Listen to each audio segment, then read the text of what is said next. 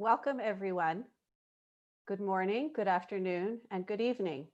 My name is Yvette Schumacher, and I'm the Deputy Director General of WJC's Israel Council on Foreign Relations and a Senior Editor on the WJC Communications team.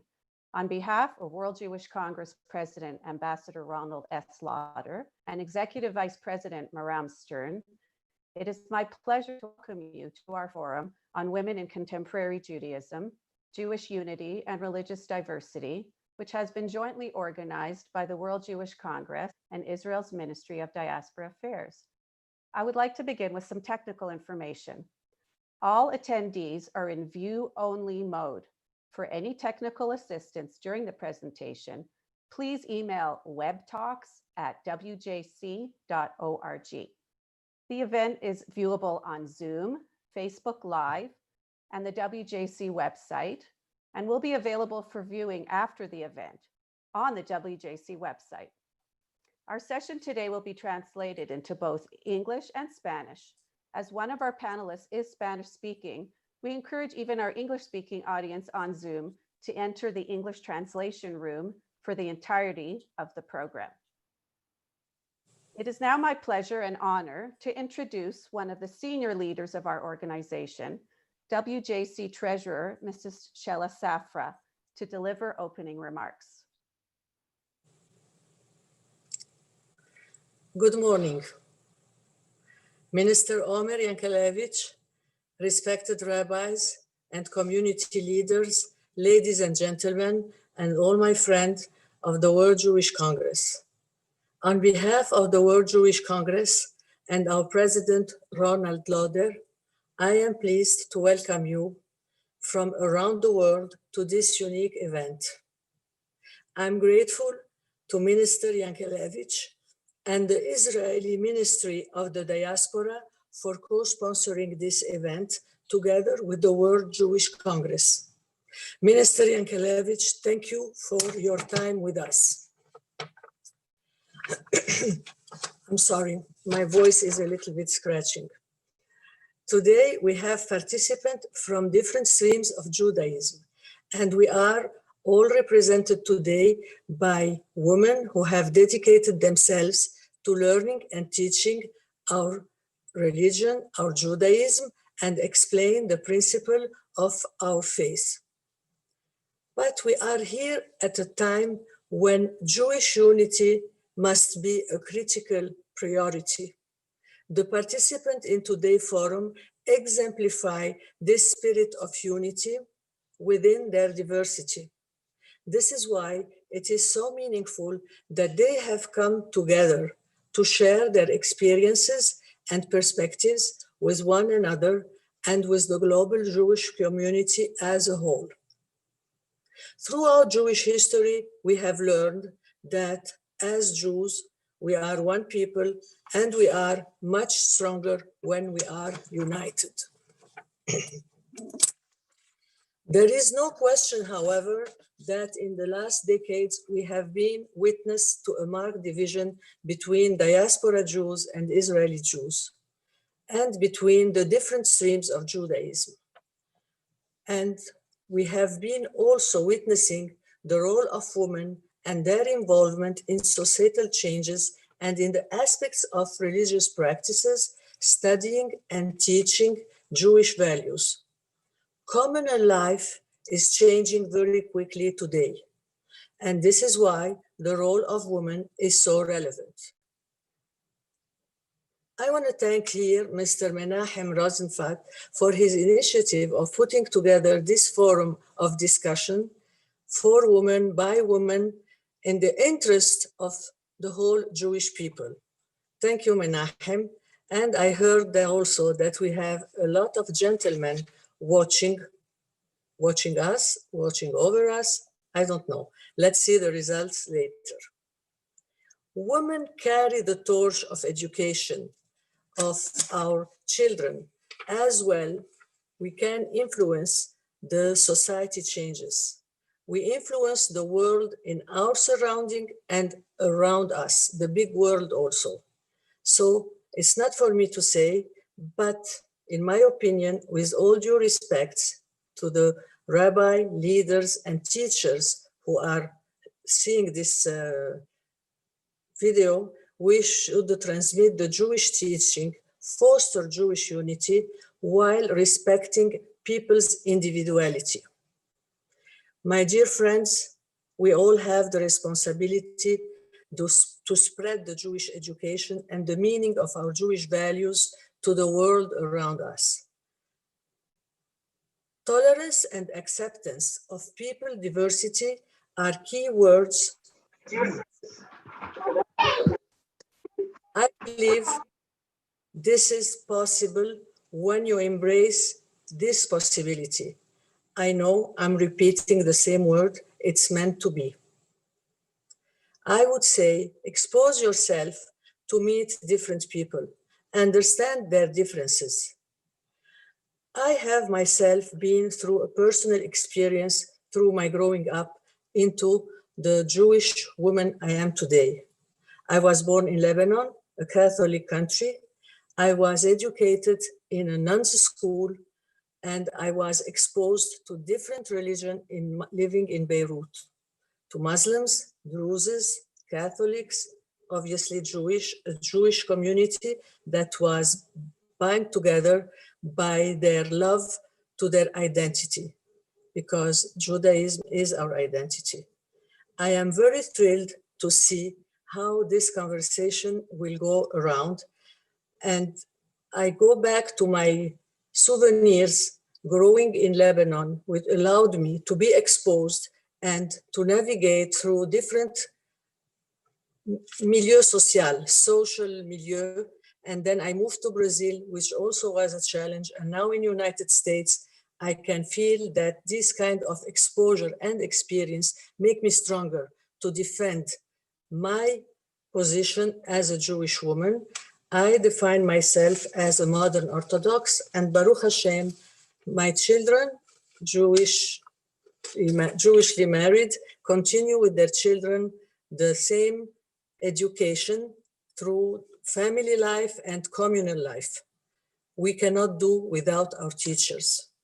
I hope that this dialogue will be a positive step toward bridging gaps and building understanding, and that today's forum will be the first of many others, and we'll have a lot of good discussion. I will finish my remark wishing you a happy Hanukkah.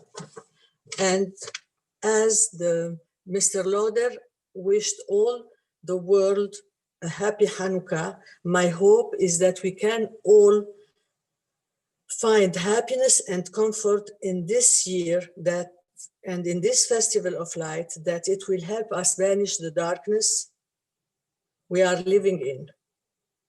We will get through as one people because we are stronger if we stand together. And we believe all Jews are responsible for one another. Happy Hanukkah. And I cannot finish my words without reading 3 lines from Rabbi Sachs, Zikron Lebracha, about what we believe about our idea. It's from his book, Life-Changing Ideas, and about transmitting our Judaism to our children. Because finally, why are we here? It's for continuity. So, quoting, the life idea here is surely simple yet profound. If we truly wish to hand on our legacy to our children, we must teach them to love it. The most important element of any education is not learning fact or skills, but learning what to love. What we love, we inherit. What we fail to love, we lose. So if we truly wish to hand on our legacy to our children, we must teach them to love it. And that's why I hope that we all gonna get together through this journey with success. Thank you very much. And again, nice to see familiar faces on this Zoom. Thank you. Thank you very much, Mrs. Safra, for those remarks.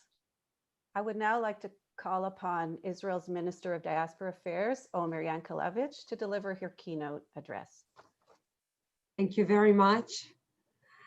Hello, everyone. Thank you, WJC Treasurer, Mrs. Shah Safra, for your moving and strong words. Toda rabba. What and where is the woman's voice in the Jewish public square today? Friends and partners, we are here today to explore this question, to dream together what this public square will look like for our daughters, for our granddaughters, our sons, and our grandsons. Gathered here are current and future Jewish spiritual leaders from across the world and religious spectrum. We aim to create a shared language, vision, and work plan around the challenges and opportunities facing Jewish women. And believe me, as you know, we have a lot of challenges. Women, I think that we have the unique ability to build bridges within and between our communities. This is a particularly powerful message during Hanukkah. The Gemara teaches that women are obligated to light the Chanukiah, for they too were part of Hanukkah's miracle. Rashi explains that not only were women a part of the miracle, but active players in bringing it about. Bayamim haem, bazman hazeh, just as then, also now. Today, women are active drivers of change within our Jewish world. This week, I would like to share with you the Ministry of Diaspora Affairs in partnership with President Rivlin and the Genesis Philanthropy Group. We signed the Our Common Destiny Declaration. Our Common Destiny creates a new framework and language to bring our people together, not around a shared struggle, but our shared work to light up our world. Despite the hardship of COVID-19, over 100,000 Jews from around the world shared input and ideas, while dozens of leading organizations from across the spectrum joined us as partners in this journey. It is our common destiny as women to lead this effort, to embrace our full voice and power, to be confident in our path and in our mission, to bring our communities together around what unites us rather than what divides us. We have so many things that unite us. This needs to be the issue. As the Minister of Diaspora Affairs and the first ultra-Orthodox female minister who sits, I think that not everyone muted. As I said, as the first ultra-Orthodox female minister that also sit within a secular party, I am committed to bringing about this work in partnership with all of you. On a final note, I want to tell you something that I believe is very important for us. Each night of Hanukkah, we add one individual candle on the Chanukiah that held together by a common base. Unlike in the Havdalah candle, brought together by 2 wicks. Here, each light stands on its own, yet with each night, the flame grows. So too is the power of individual women who bring their own light into our shared Jewish public square. Each person stands as individual, sharing their personal light, connected in the end to a shared base. So I want to thank you. I want to thank you for the opportunity being here. Thank you, the WJC, for initiating this important conversation and inviting us to participate. I want to thank the WJC, Mr. Menachem Rosensaft and Yvette Schumacher for organizing this event. Oranit Weiner, the WJC's Israel representative, and of course, to dear Mr. President Ron Lauder for your leadership and dedication to the Jewish unity. Toda rabba. I'm very happy to be here, and I hope to meet you face to face as soon as we can. Chag Chanukah Sameach, and thank you very much for the opportunity to be here with you. Toda.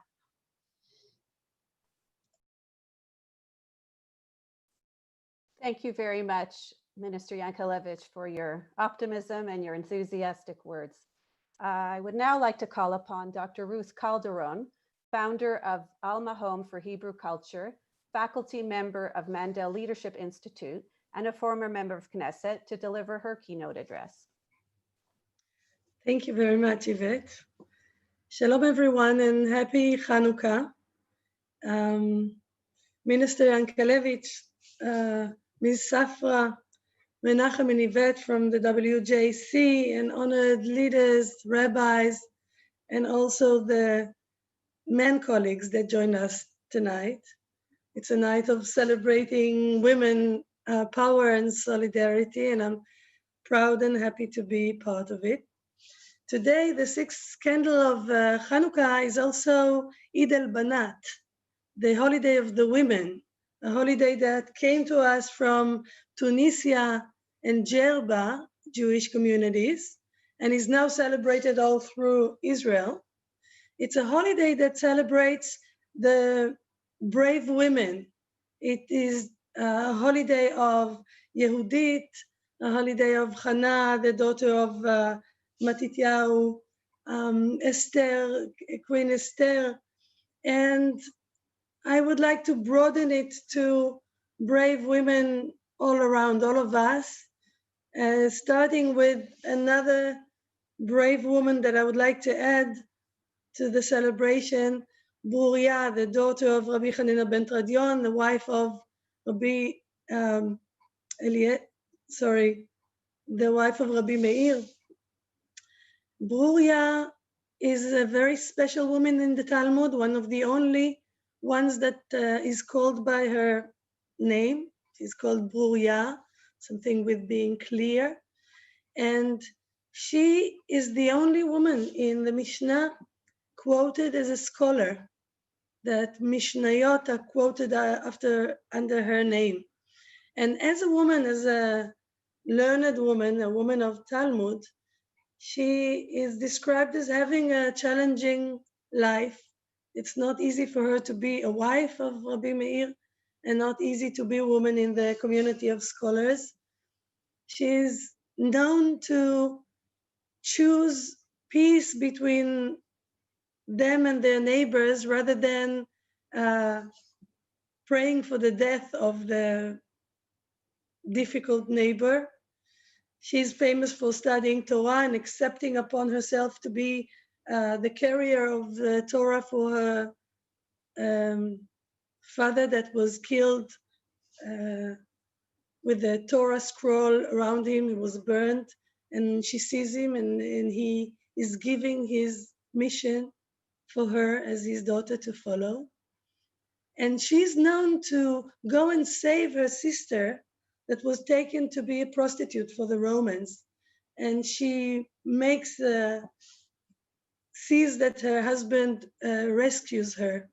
And there's a lot to learn from Bruria to our time too, in all those three dimensions. One, the woman's voice in politics towards making peace and trying to find the way of reconciliation, and not only being brave by power of force.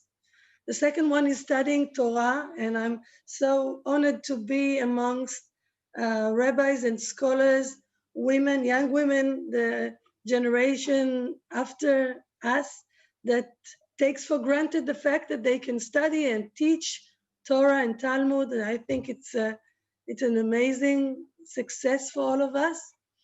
And the third thing for all of us is to make sure that we are building a safe space for all our sisters that will never be suffering from any kind of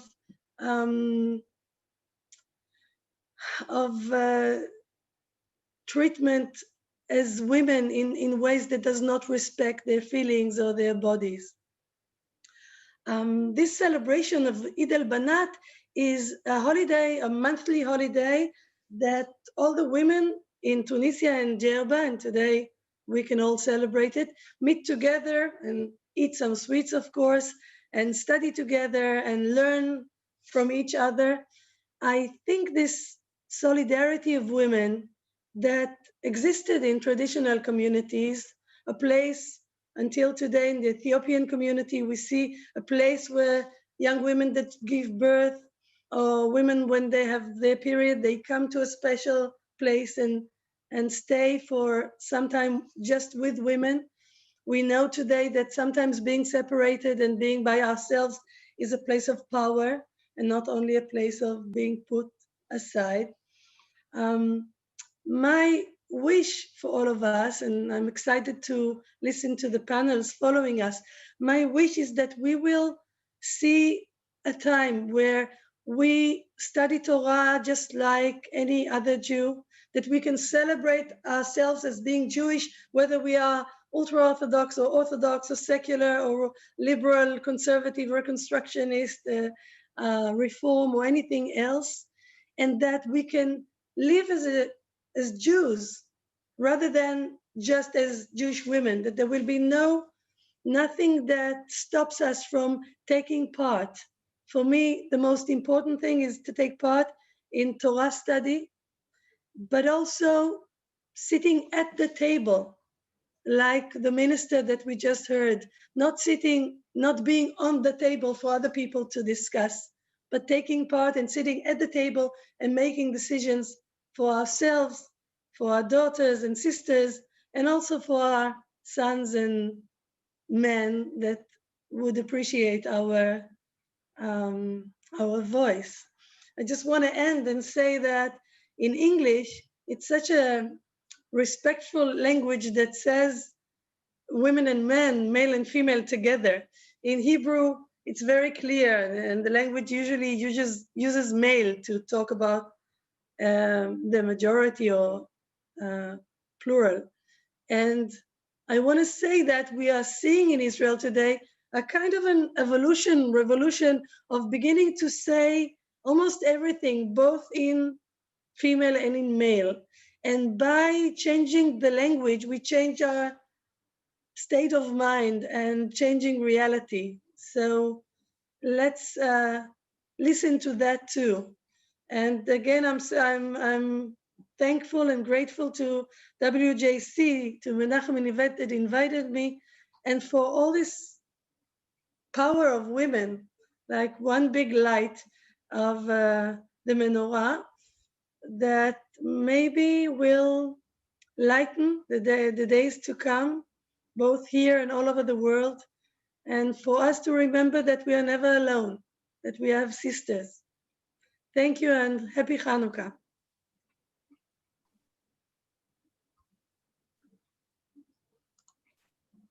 Thank you very much, Dr. Calderon. Thank you very much for your enlightening and inspiring words. In connection with today's topic, I would like to draw your attention to the fact that the Latin American Jewish Congress recently named a gender commissioner, Vicky Chibar, and we are pleased that she is with us today. I would now like to call upon journalist Avital Goldschmidt to moderate our first panel on religious leadership, challenges and opportunities. Avital, the floor is yours. Wow, thank you so much, Yvette. It's such a pleasure and honor to be here today. I want to echo Minister Yankelevitch's opening words, which were, I believe it is perfect timing that Hanukkah. You could not have found a better week to have this forum. relate to discuss women, as we know that Judith is one of the emerging heroines of this holiday. And not only is this sort of deemed traditionally a women's holiday, as Minister Yankelevitch noted, that women are sort of, according to the Gemara, we are obligated to light the menorah just as much as men are, but this is also really a holiday about Jewish education. The Maccabean fight was for the right of Jewish education. And this is a torch that our panelists here today continue to carry. And I am deeply honored to be here sitting with them virtually on this panel. By way of introduction, I am a journalist based in New York City. I have been an editor at The Forward for the last 3 years and was a reporter for Haaretz for 5 years before that. Jewish organization. Are they? I think No, one's not muted. In my spare time, I am an Orthodox Jewish Rebbitzin in Manhattan's Upper East Side. So women's leadership in religious communities is something that I care deeply about because it is an issue I have found both as a Rebbitzin in a traditional community where I see young women and girls looking desperately for representation. And it's something I see as well as a journalist today when I investigate all sorts of stories related to Jewish women's lives, whether it is related to Torah education, sexual abuse, reproductive justice, visibility in the Haredi world. Real strong Jewish women's leadership is essential to the health of our society, to ensuring that Jewish women are able to be safe and empowered to live their lives, as Dr. Calderon just said.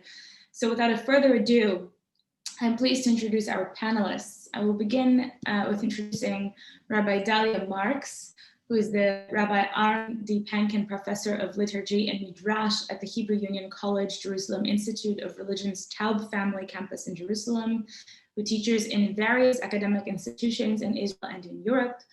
Rabbi Professor Marx is a 10th generation Jerusalemite, earned her doctorate at the Hebrew University of Jerusalem and her rabbinic ordination at HUCIR in Jerusalem and Cincinnati in 2002. She is involved in various research projects and is active in promoting liberal Judaism in Israel. After Rabbi Professor Marx, we have Rabbi Gesa Aderberg, who is the first woman rabbi to serve in Berlin since Regina Jonas. She serves as the rabbi of the Oranienburger Strasse Synagogue of the Jewish community of Berlin. She's the founder of Masorti Germany with the Masorti Kindergarten, serving 80 children, and the Jewish International School, Masorti Grundschule, a bilingual Hebrew-German day school for grades 1 to 6, which opened in 2018. After Germany, we will take a quick detour to Argentina, where Rabbi Judith Nobominsky will be speaking to us. Rabbi Judith Noeminsky has worked for 25 years in the Jewish School Network in Buenos Aires, teaching Jewish studies to students of all ages. Rabbi Nobominsky is currently Dean of Students and Professor at the Marshall T. Mayer Latin American Rabbinical Seminary and a member of the executive of the Latin American Rabbinical Assembly. And finally, joining us from Yerushalayim, Rabinit Dr. Jenny Rosenfeld is currently part of Kolech's Lamdaniot program, serving as a female religious leader in the Katamonim neighborhood in Jerusalem. Previously, she served as the Manhiga Ruchanit in Efrat for 5 years, where she also directed the Rabbinic Court for Financial Matters. She completed the Susie Bradfield Women's Institute for Halachic Leadership program at Midreshet Lindenbaum and received permission to give halachic rulings, a heter hora'ah, from Rabbi Shlomo Riskin and Rav Shvi Reich. It is a great honor to be with you today. I think we will begin, if it's all right, with Rabbi Professor Marx, he will be our first panelist, and I guess I'll move from each one of you. Rabbi Professor Marx, if you could start us off and tell us a little bit about what your leadership role is within your community, and what have been the challenges taking on that role as a female spiritual leader. So thank you very much. I think I'm privileged enough to be standing on the shoulders of very brave women who were the generation before us and sort of paved the way. Just wanted to say that Dr. Calderon mentioned that tomorrow is Rosh Chodesh Tevet.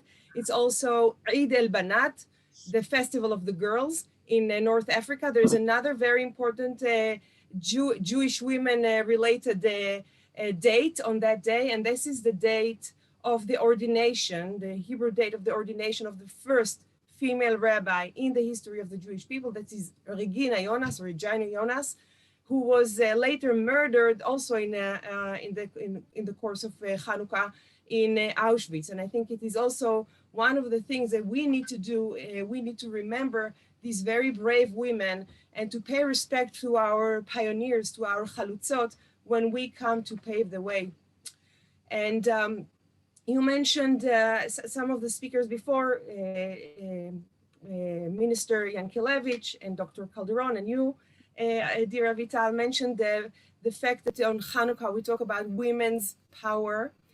I would like to a word of caution in this regard. Most of the women that we mention are women that have sort of gained their reputation through enormous sacrifice.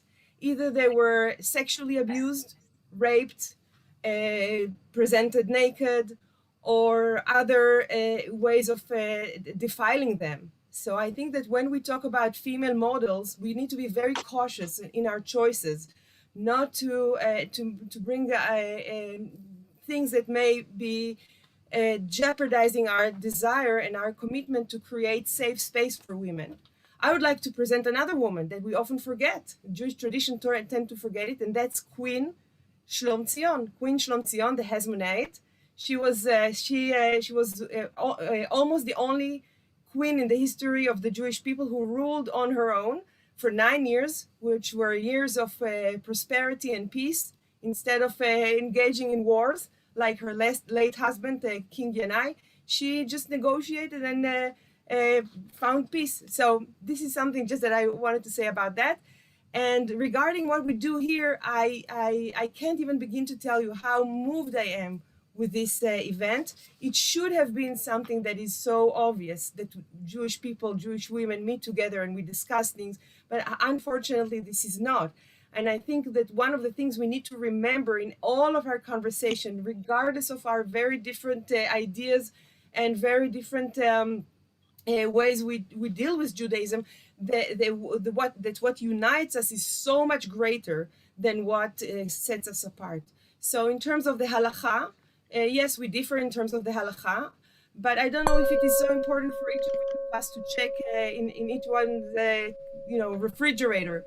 I think we share so much. We share a common history, we share common year cycle events, we share common food, we share common festivals, we share common pains. There is so much that unites us, and we tend to forget it and neglect it and put in the center our treatment or the relationship to the halakha. And this is something that I am very committed in trying to bring people together. And when we talk about women, I think women tend to put their ego aside and to really sit around the table and to talk. And I think maybe our geula, our redemption, will come from women. So it's not just women taking care of women and women role and women's safe space, but us taking care and taking the charge to be to bring a good and well-being to the Jewish world and to the world and to itself. Beautiful. I so agree. Geula will come from women. That is, it's very deep, and it's something I hope we'll all be part of. Right? Like to call, they're married, they were redeemed. And I was about to say, exactly, we were redeemed from Egypt because of women's merits. And as you said, very poignantly, 100%, I think the Jewish heroines we traditionally sort of celebrate over the years, unfortunately come from very sort of dark stories. But I think there's so much potential for us to light up that darkness. So thank you. That was really just so eloquent. Rabbi Gesa Atterberg. Positive models, right? Like Queen Shlom Tzion. Yes, yes. Rabbi Gesa Atterberg. So I'm really thrilled to be here with all of you and talking about after my very good friend and colleague, Rabbi Dalia Marx, who we met when we were rabbinical students and had a group which was called Kochot Atzmeinu, working on the Ha'atzama, on the empowerment of female rabbinical students in Jerusalem, is one of my, it's really a very powerful experience we shared, and it's just wonderful, Rabbi Dalia Marx, to be together on this. And And obviously coming from Berlin and serving in a synagogue where Rabbi Regina Jonas did serve before the war is, especially today when it's Erev Rosh Chodesh, very meaningful and moving for me. I'm the rabbi of the Oranienburger Straße Synagogue, and Avital Goldschmidt Yeshakor on pronouncing it correctly, because that's often a, a difficult point. And one of the challenges, I think, and that's also what was already said, is that we tend to be called the first ones. And those who come after us are then also called the first ones, like the first one serving the first one ordained in such and such, this first one ordained from such and such organization. And what sounds on a first, if you listen first to it, it sounds like empowerment for women. Actually, it's taking away from our power, because it diminishes our ancestors, the amazing women, our foremothers, on whose shoulders we are standing. And I think this is something that we have really, the female rabbis, both in the Masorti conservative movement and the reform movement and reconstructionists, we really have understood that, because we have already a generation of ordained female role models before us. And I'm very thrilled to see the steps that now are taking place in Orthodoxy of finding more religious leadership roles for women also. One of the big issues that I have been confronted at the beginning of my rabbinate, it's much less now, is an issue of authority. A rabbi is in Mara de Atra, is making decisions for his or her community. And I think I've been challenged much more about this than other rabbis, male rabbis have been challenged in the beginning, which leads to a rethinking of who am I in my rabbinic role? Where do I want to step back and be warm and welcoming and, being called by my first name? And where do I need to step up and work from a place of authority? This is a big, big issue. Another challenge that I see is that we are very often only called on female topics, so to speak. This year is different, because this is about empowerment of women and us sharing our stories amongst each other. But in the larger public, I have a lot to say about halakha, about tefillah, about many other topics. And very often I'm just asked about the role of women or a specific female-related halachic issue. And I think that's diminishing our roles, and we need to find spaces where we are seen as leaders with a gender, but not gendered. Thank you. Thank you, Rabbi. We can switch to Rabbi Judith Nobominsky, joining us from Argentina. I think she'll be speaking in Spanish.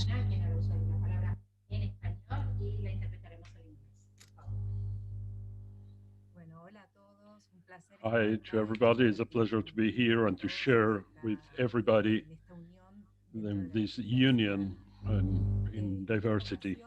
On this occasion, I'll tell you a little bit of my personal story, because people doesn't know much about women in Latin America. And when I was 17, I entered the Latin American Rabbinical Seminary, and after a few months and with practice, I came to my teacher, Rabbi Marshall Meir, Zichro Livracha, and I told him that I wanted to be a rabbi, and he told me that the challenge was a big one, and he will be the first one to support me.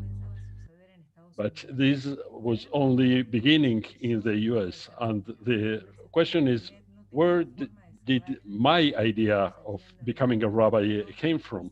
Because we have no internet, we even didn't watch the movie Yentl, and only in 1994 the first woman was ordained as a rabbi at the Latin American seminary. And when I was able to become a rabbi, I was already married with 2 children, but I always was engaged with Jewish education, and my heart wanted to be a rabbi. And I worked 25 years in Jewish schools, always teaching Hebrew and Jewish studies. And what I did with my students was always in the classroom. And I really loved to teach, but I understood that I had two things to do. One was my love to Hebrew and to the sacred text. And the other thing was something that goes much beyond me, and being myself the engine of a change. So I decided to leave that comfort area and engaging in becoming a rabbi and setting a path for future generations. So I started to study humanities at the Open University in Israel. And I studied as a rabbi, and I studied at the Shechter Institute in Jerusalem. And after several years, I became a rabbi, and I worked as an assistant rabbi in a conservative community in Buenos Aires. And after a short period, I became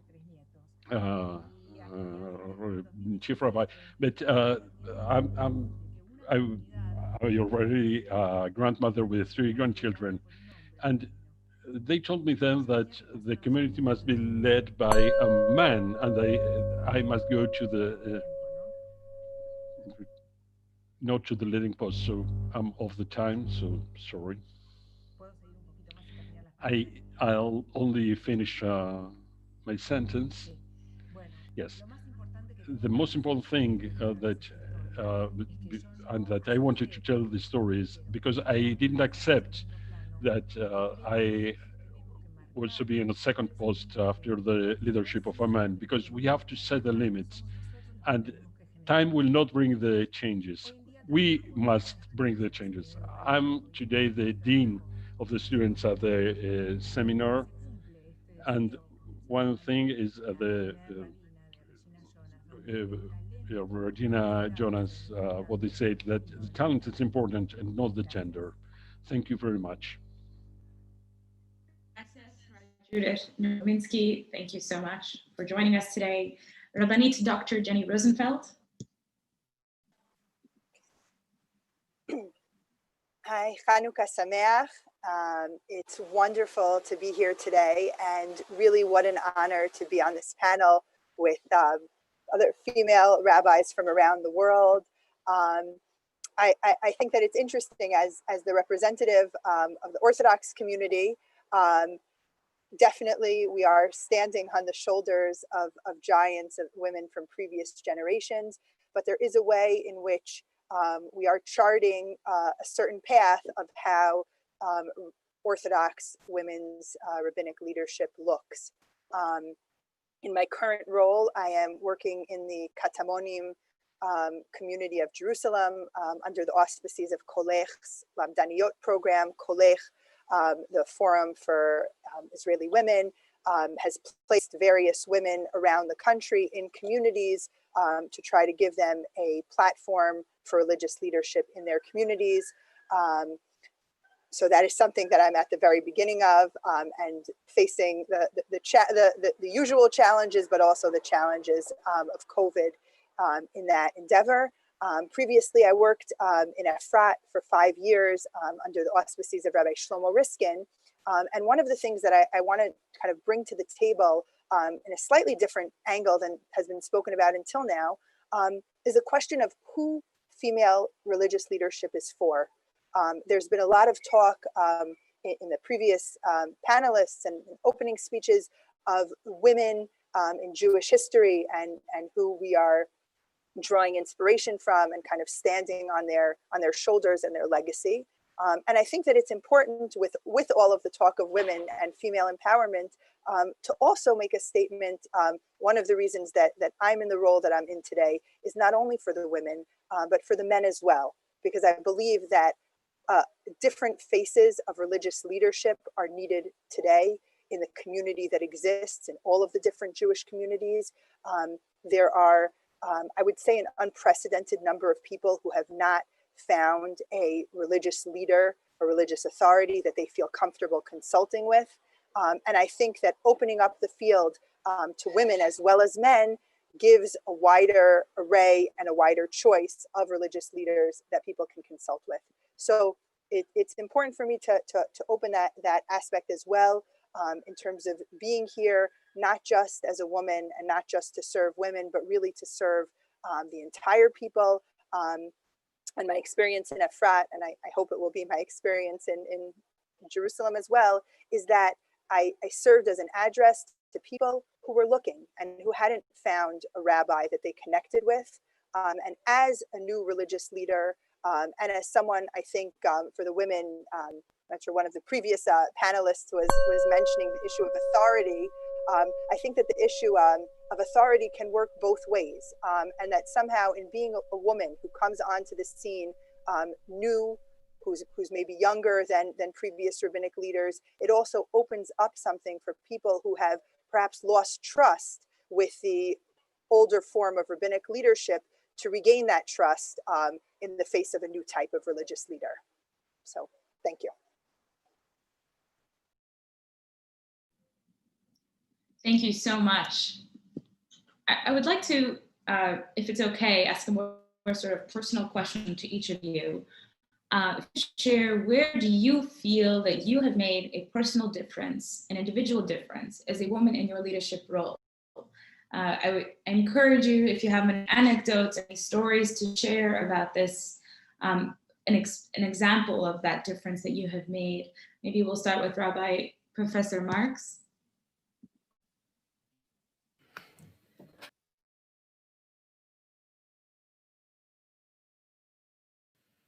Okay. I think walking in the streets of Jerusalem is, as a rabbi, is something that is in and of itself a thing, and we carry it with us. And I think this is one of the things that I'm very committed. I'm very happy to be invited to panels and to teach, not as the Reform rabbi, but as a scholar, as a rabbi, as someone who's engaged and learned and gained her authority through what she does in life. And you know, some of the most surprising encounters that I have are with taxi drivers. I'm the feminist who don't drive. Shame on me, but that's the situation. So every time I go on a taxi, you know, the taxi drivers are very chatty in Jerusalem. So I'm like, what do you do in life? And I'm like, you know, I can say I'm a professor, but that's boring. So I say I'm a rabbi. It's like really, you know, they like, oh, really, and how can a woman be a rabbi? Unheard of. But now you heard about it, and we always have really interesting conversation about that, and this is something that I'm very proud of. Not only the academic realm or the community realm, but going out to the streets. You know, there's a radio show in Jerusalem called the Jerusalem Parliament, yeah, and all the attendants are older men. Most of them are much more traditional, right wing. And I was invited to go there once. They didn't let me finish a sentence. But the thing is that after the show, we get hummus from a very famous hummus place here in Jerusalem, and everybody eats. And then we started to talk. Now, the next time they invited me, they were so friendly with me. And, you know, I just became one of them, although I'm pretty different from them on almost any aspect. So this is something that gladdens me a lot when I feel like I can touch people's life and not to convince them to become Reform, but to show them the diversity and the wealth that we have in the Jewish tradition. Thank you so much. I miss the taxi drivers of Jerusalem. You do? Rabbi Ederberg, I do. As soon as I can come back to visit, I will be there. Rabbi Ederberg, if you may unmute yourself. So I've been thinking about that question a while, because there are so many points where, as a rabbi, you just touch people's lives. Very often in our synagogue. People visit, since it's such a late landmark. We have, you know, Israeli tourists just walking in from the street. We have people who come and are with us for a simcha, for be it a bat mitzvah, bar mitzvah, brit milah, simchat bat, or whatever. And we make a point of always trying to find out if there are women in the community who have never ever had an aliyah. And several of my members are already, used to being called, I asked somebody, would you like to be called to the Torah? And usually women say, wow, yes, but I've never done this. How does this work? So I have a group of other congregants who I can just call up on and say, you know what, can you just go out with them for 5 minutes and explain them how it works? And then they come back again, and then we call people for the first time. And we always do a big Siman Tov and Mazel Tov, and I do a special Mishiberach for them. Maybe it's for their grandparents who were from Berlin and they are on a heritage tour back, or they are, the grandmother or the aunt of one of our Bar Bat Mitzvah kids. And these are absolutely deeply moving rabbinical moments where you share something, le karvan la Torah, right? To bring somebody closer to the Torah in a very, very physical sense. And it becomes so meaningful for people.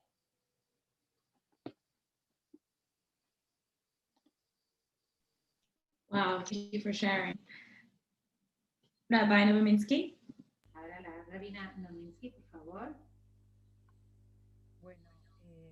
Okay. It is true that we have lots of anecdotes from all these years, but I would like to rescue two that happened to me. One is that after many years and after a long path, I got back to the school where I taught for many years to be in charge of the tefillot of the Yamim Noraim, and I was called, and I was facing former students that came to their tefillot with their children, and there were parents, and for me it was very moving. And the fact that many came to me and really being able to be an Asimchat Bat or Yamim Noraim or whatever, and it was not just a woman doing a ceremony. And another thing was in my traveling in South America, there are countries like Chile and Mexico that are not as egalitarian as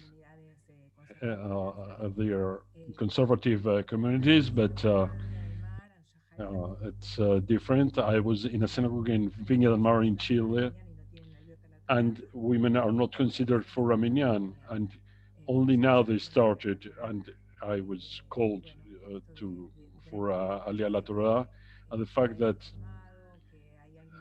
they knew that someone is educated and it is possible for everybody to be on Aliyah La Torah. That's it. Thank you. Rabinit Jenny Rosenfeld.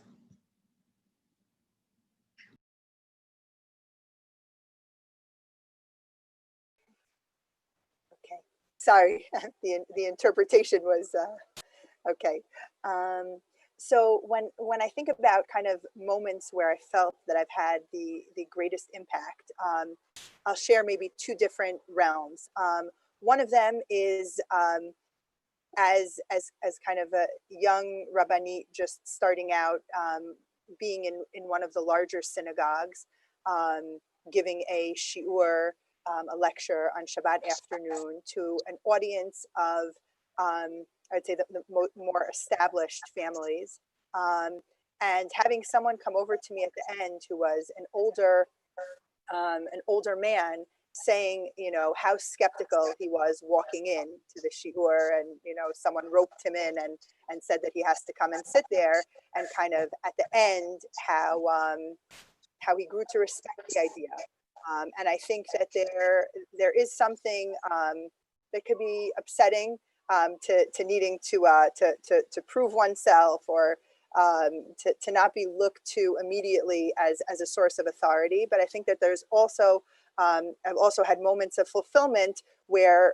someone will kind of come around and say, you know what, I didn't think that this was for me, or I didn't think this was a valuable idea, and now I do. And the second moment that I want to share where I felt a tremendous amount of fulfillment is being a voice, a listening ear, a resource, oftentimes for people going through divorce or other life's crises. And I think that there's a feeling that as a female religious figure who in some way myself is sitting on the margins, people who feel themselves on the margins of the Orthodox community, whether it's someone going through divorce or a victim of abuse or someone who's an extended period of singlehood, feel that I can perhaps identify with them from a slightly marginal position that I'm in. And so when people in those categories come to speak to me and I feel that I'm able to help them in a way that they wouldn't necessarily have felt comfortable approaching a male rabbi, it's a moment of tremendous fulfillment.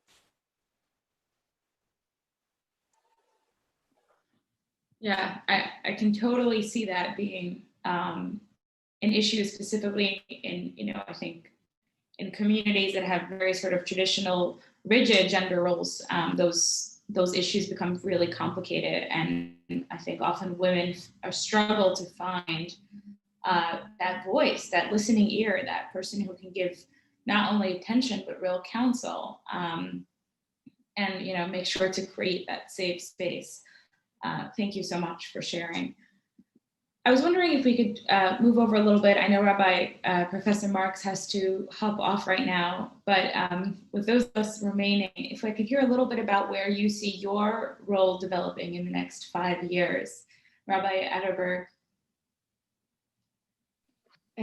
Well, that really depends on the projects we are running currently. So there's the synagogue, which is going nice, and we have to, recover after COVID-19, but that's a different topic to talk about. We did open a primary school in 2018, which right now we are putting a lot of energy into stabilizing, really developing as a double bilingual school with Hebrew and English and German.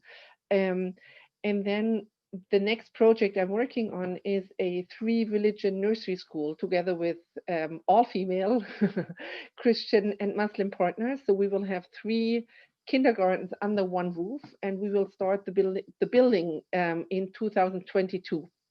So this will be a big project for the next 5 years. And then Masoti has concentrated very much on Berlin in the first phase, which is, I think, really, really important, but to go beyond and work with other communities in Germany, having, people come over, developing a Masoti presence in other places. That's a big issue. And the third thing, what I would say, is developing our rabbinical seminary. We have just had an ordination with 2, so we have 3 graduates now from the Masoti seminary in Germany, and there are more rabbinical students, female and male, and working with them is just a pleasure to create a new generation of rabbis for Germany and for Europe. Thank you so much. Rabbi Noeminsky.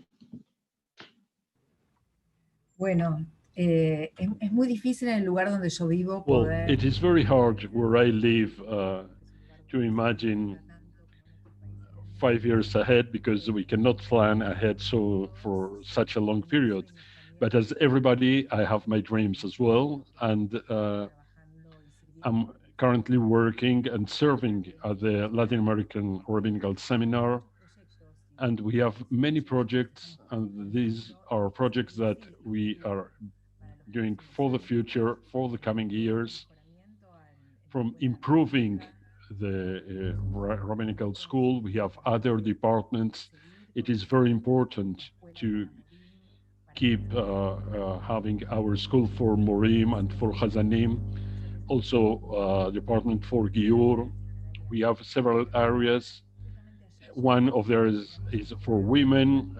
We just yesterday finished a very innovative program, which is Dibur Ruhani, a spiritual dialogues, and it is part of the Center for Women that another female rabbi leads it, and they had their accreditation, the first promotion from students from all over Latin America, because we are doing our classes through Zoom and we have many students. We had many before that, but because of the new reality, we have many more. And we are shaping and educating so other people will be ready, no matter what their gender is, to assist the rabbis, and that everything is not just the work of the rabbi. You need a full team in the work of living that is not as simple as it appears, as it was mentioned before.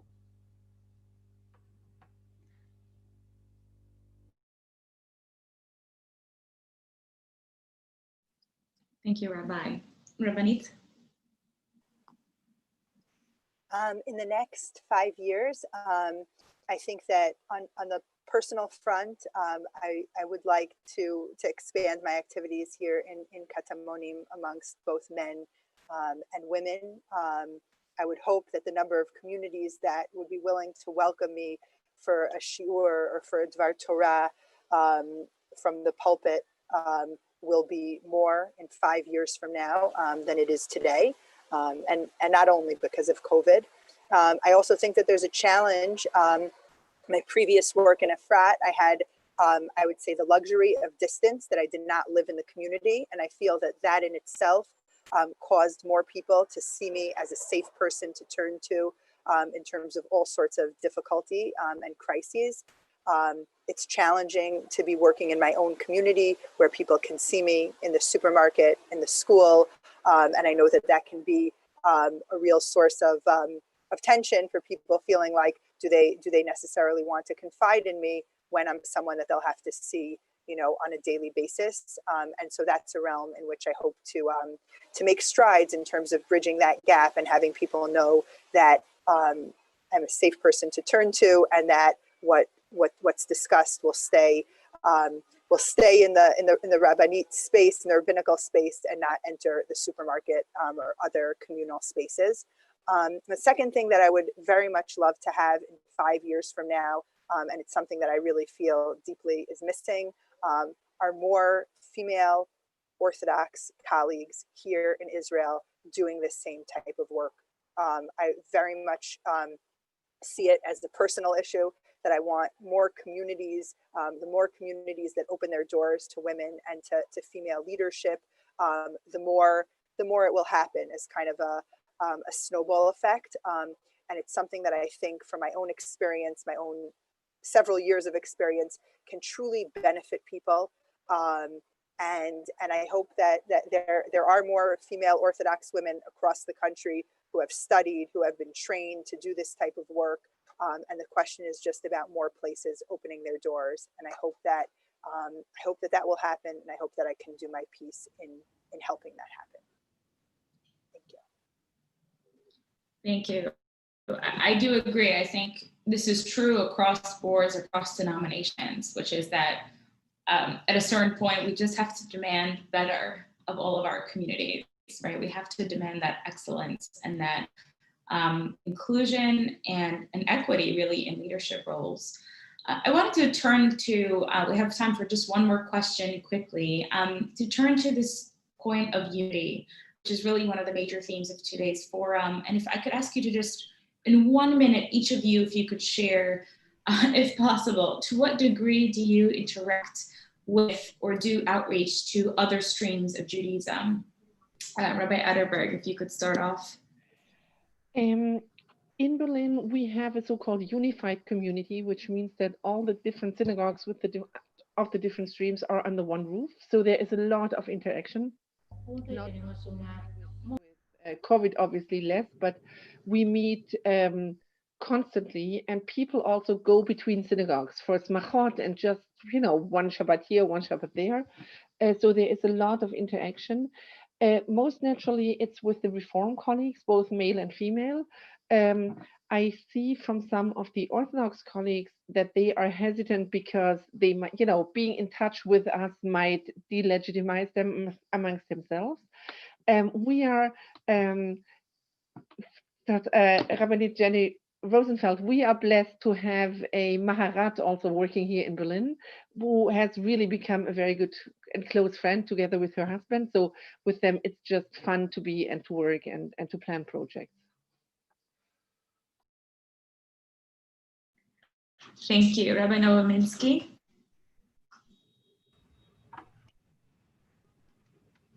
Sí, yo creo que tenemos muchos desafíos, pero por ahí en un minuto. I think that we have several challenges, but in a nutshell, I think that this initiative that the WJC had and the Ministry of Diaspora Affairs to unite women from different places and different streams is a model that we must follow, and we have to use it in Latin American. We work more on the ecumenical side, dealing with other religions than with the divisions that we have in the Jewish camp, and there's a lot of work to be done there. I would like to add something that I didn't say, and that is very important in my life over the last 2 years.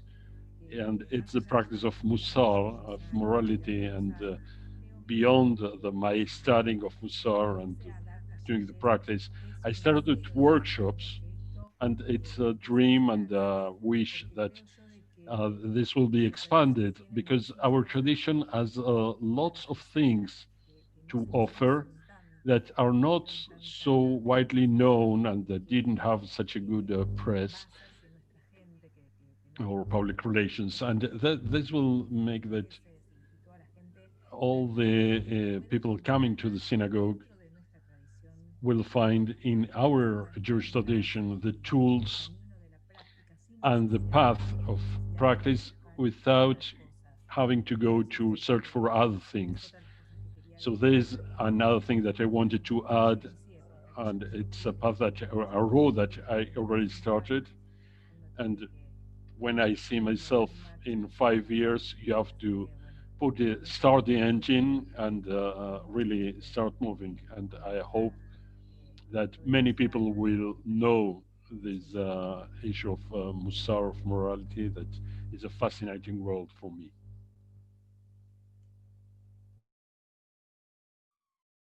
Wow, thank you, Rabbi Nobominsky. And 1 more minute for Rabinit, if you could, if you could answer just quickly, and then I'll wrap up. Okay. So the truth is that in my work thus far, I have not done much work with other denominations, except for panels like this event, other interdenominational panels that I participated in. In the community in which I live now, Katamonim, is not a large community with a female rabbinic leader that I know of, but I'm happy and interested in making that connection. If anyone has someone to connect me to, I would be happy to connect and to try to work together for the good of the whole community. Thank you. Thank you. Thank you all so much, Rabbi Professor Marx, Rabbi Adlerberg, Rabbi Nobominsky, and Rabinit Rosenfeld. Thank you all so much for joining and for sharing your personal experiences and your insights. This has just been such a wonderful experience for me personally. And I want to wish you all a Chanukah Sameach.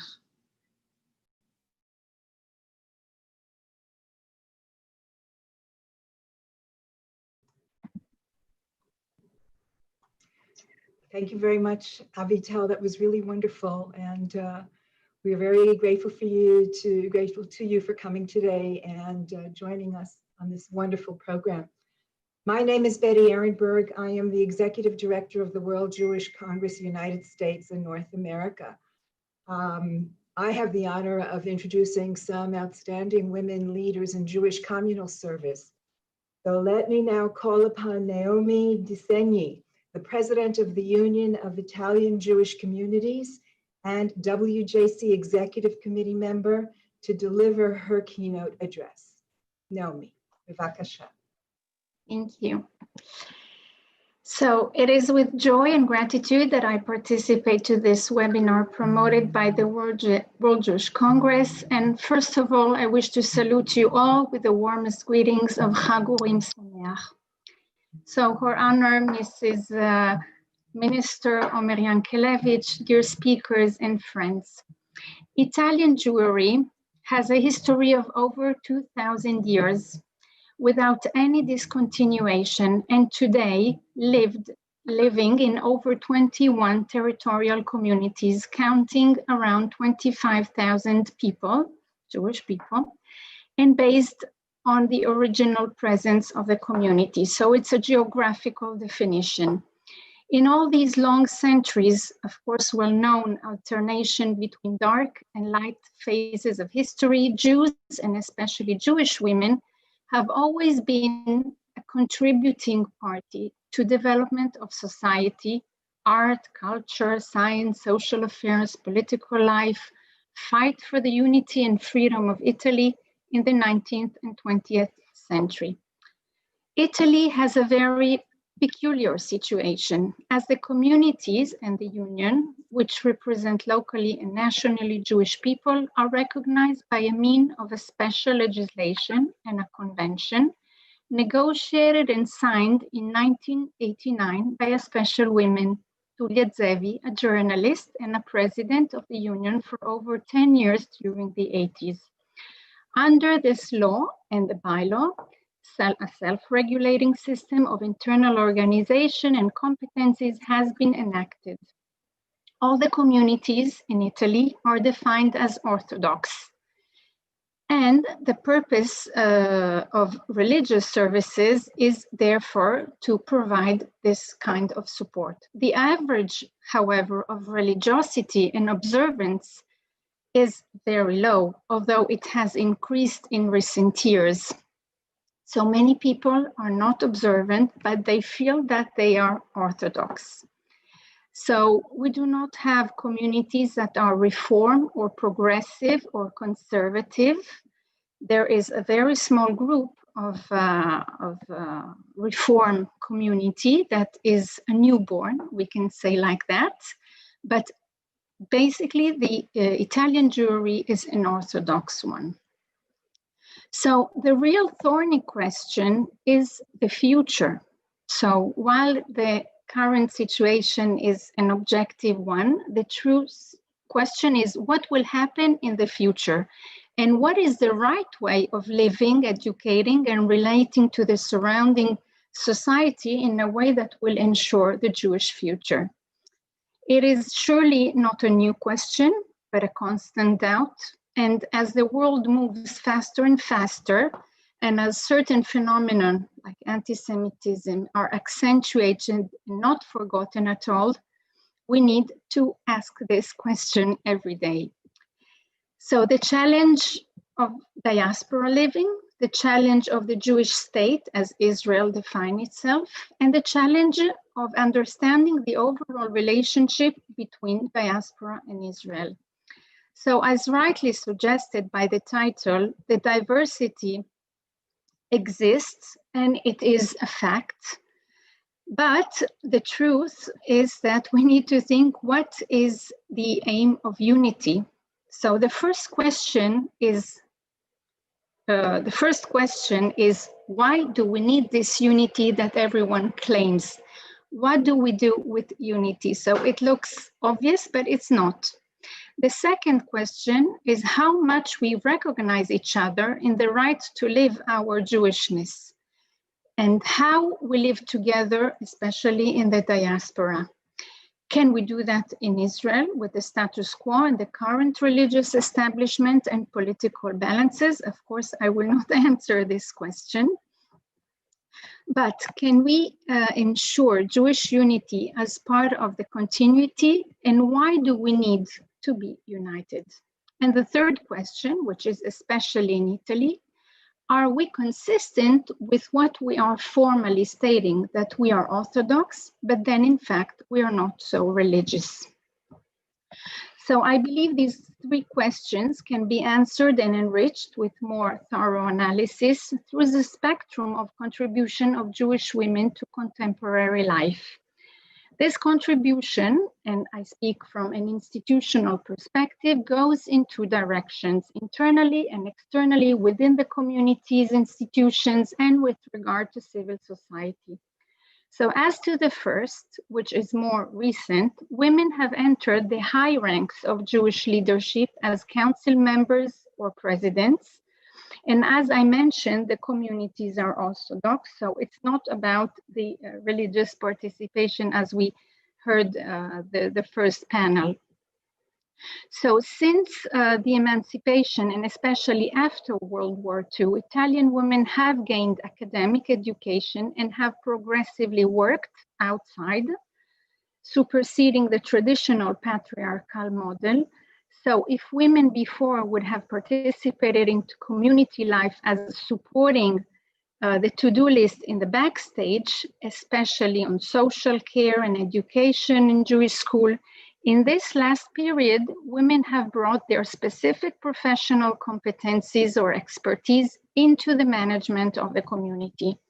So my personal story has a turn point in 2012 when the elections of the union took place with a very sad situation actually, because the previous group has already decided all the position and mainly the male ones.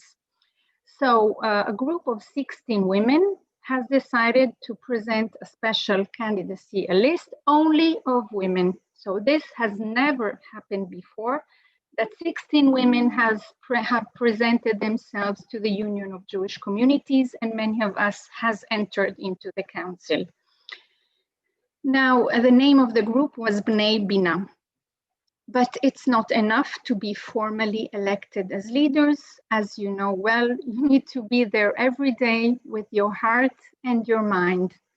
And I think that with a very strong religious education, as I was very lucky to gain in my studies in Jerusalem in Pelech, and with a strong background in religious studies, you can really make the difference and be more efficient and be able to support all the different mechanisms.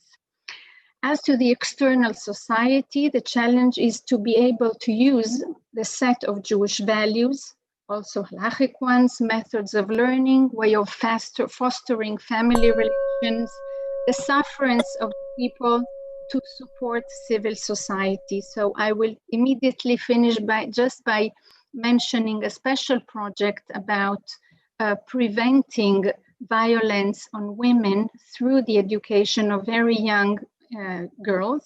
And this is our contribution to civil society. Of course, there are many other things to mention, and hope to be able to meet you all and talk about it. Thank you so much. Thank you, Noemi. That was really very inspiring. You really serve as a role model for all the rest of us. And we thank you so much for giving us today of your time. I would like now to call on Alana Baranov, a member of the WJC Jewish Diplomatic Corps, to moderate our second panel called Emerging Leaders in an Ever-Changing Jewish Landscape. Thank you so much, Betty. My name is Alana Baranov, and I am a freelance writer and social justice activist based in Durban, South Africa. I'm also a proud steering committee member of the World Jewish Congress's flagship program, the Jewish Diplomatic Corps. It is my great honor today to be the moderator for the second panel discussion entitled Emerging Leaders in an Ever-Changing Jewish Landscape. We are incredibly privileged to have a distinguished, experienced, and vibrant panel of female Jewish leaders with us, women who are not only effecting change in their own communities, but are also working daily to create a more just and equal world for future generations. The issue of creating an environment where young female leaders can be cultivated and their vision supported is a challenge that faces all communities, but has particular complexities in the Jewish world. As well as facing structural inequalities and systemic gender discrimination, young Jewish women also deal with issues such as the rising levels of anti-Semitism around the world and the divides between religious and secular Jews, and possibly between Israel and the diaspora. Our panel have all blazed a trail towards progress, and we really have much to learn from them. I would like to begin tonight's discussion by briefly introducing each speaker, and more information about their many accomplishments can be found on the forum's website.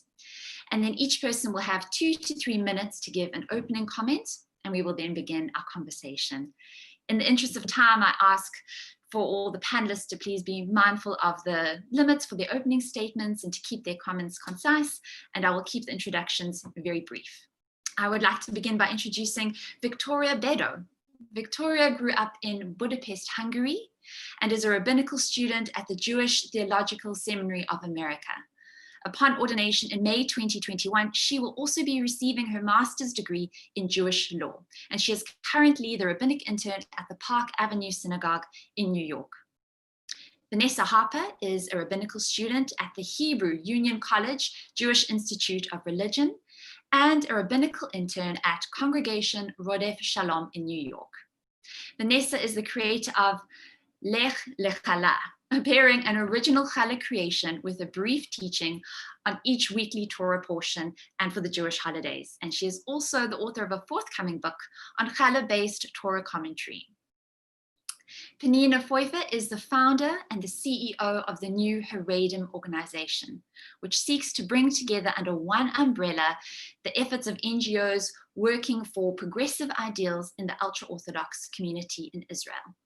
She is also a founding member of the ultra-Orthodox chapter of the Labour Party in Jerusalem, where she works to encourage coexistence with the Arab community and to advance the cause of ultra-Orthodox women. She has also founded a Beit Midrash for ultra-Orthodox women. And our final panelist is Rabinit Leia Sarna, who is the Associate Director of Education and the Director of High School Programs at the Drisha Institute for Jewish Education in New York. She previously served as the Director of Religious Engagement at the Anshe Sholem B'nai Israel Congregation in Chicago. She was ordained at Yeshivat Maharat, graduating with a BA degree from Yale University. Thank you so much for being with us tonight, to all the panelists. Victoria, I'd like to begin with you. If you could please share a little bit more about yourself and the work that you are currently involved in. Absolutely. Hi, everyone. Thank you so much for having me. I am really, really honored to be sitting on this panel with some of you are actually my friends, which I'm very, very grateful to be able to say that. And of course, thank you for everybody who spoke before us. We truly are, I think, as emerging leaders, standing on the shoulders of giants. So as Alana mentioned, I work as a rabbinic intern at Park Avenue Synagogue, and I'm preparing to become a rabbi. The Jewish Theological Seminary is where I will be ordained from in a few months in Yirtzeh Hashem with the help of God. And I'm looking for my first full-time job. So that really actually in many ways is what I'm very much involved with. I'm trying to figure out what type of community I want to be serving in North America. Where can I most use my talents? And the other thing that is quite important that I'm engaged with, it's very personal, but I think important to mention, is that several weeks ago I became a mother. So my life very much is about trying to figure out how to balance both this new role that I have and how in the future I'm really trying to and want to be a leader and a rabbi of a whole community. And in terms of the impact that I'm hoping to have in the congregational setting, I'm hoping to become a pulpit rabbi, as I mentioned. I just wanted to say that, even though I learn at JTS and I work at a conservative synagogue, I don't think that conservative would be the adjective that I would use to describe myself. Meaning, primarily, I'm just a Jew, and I'm hoping to be just a rabbi. The same way I'm not planning on becoming a female rabbi, I'm planning on becoming a rabbi for all, for men and women. And I'm really hoping to serve all kinds of different communities in the future. And then lastly, just one last point in terms of geography and space, because I've been living in the United States for the past decade, but I'm currently actually talking to you from Budapest, Hungary. And I very much consider this my community as well. And I do all kinds of small projects here and there as well in Hungary. I just finished writing a short commentary on some verses of the book of Breshit in Hungarian for a new Hungarian translation of the Torah that is coming out soon. And I think one of my long-term dreams in many, many years, whenever the Budapest Jewish community is ready for it, is to come back here as well and maybe try myself in the rabbinic world and serving the Jewish community here. Yeah, I think I can conclude there. Thank you. Wonderful. Thank you so much. And a huge mazel tov on the birth of your baby. That is very exciting. And now can we move to Vanessa? Would you mind sharing a little bit about what you are currently involved in? Absolutely. Thank you so much. It's an absolute honor to be here and again to be sharing this panel with such wonderful people, including friends. So as Alana mentioned, I'm a fifth and final year student at the Hebrew Union College Jewish Institute of Religion in New York. And I'm studying to be a rabbi, which God willing will happen also in May. And as part of my rabbinic training, I have the privilege of working as a rabbinic intern, a student rabbi at Congregational Road of Sholom, which is a large historic Reformed congregation in Manhattan.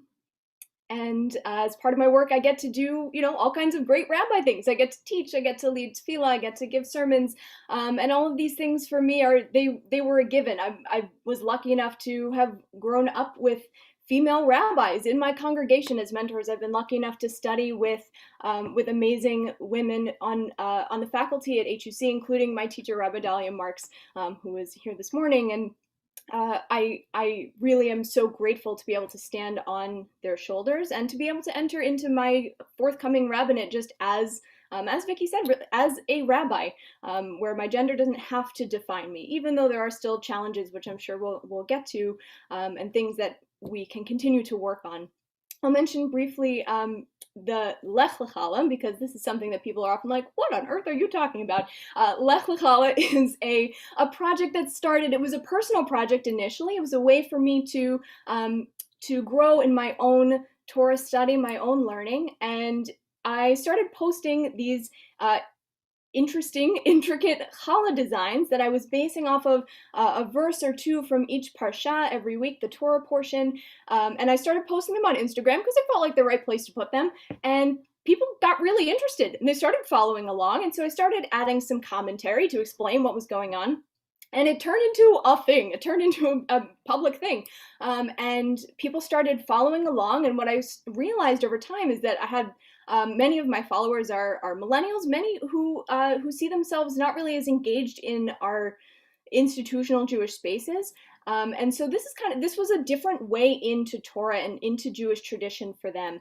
And so I started building out this project into not only the Instagram project, which you can see, you're welcome to go and look it up, but also into a teaching methodology and something that now I'm privileged to share around the country with all kinds of people, all ages, all different backgrounds. And the big idea behind this is not so much here, let's all learn how to shape challah in cool ways, and it's pretty, and we can study text at the same time, but really this is about helping people find their own language, their own way in to accessing Jewish tradition, and to sharing their own Torah.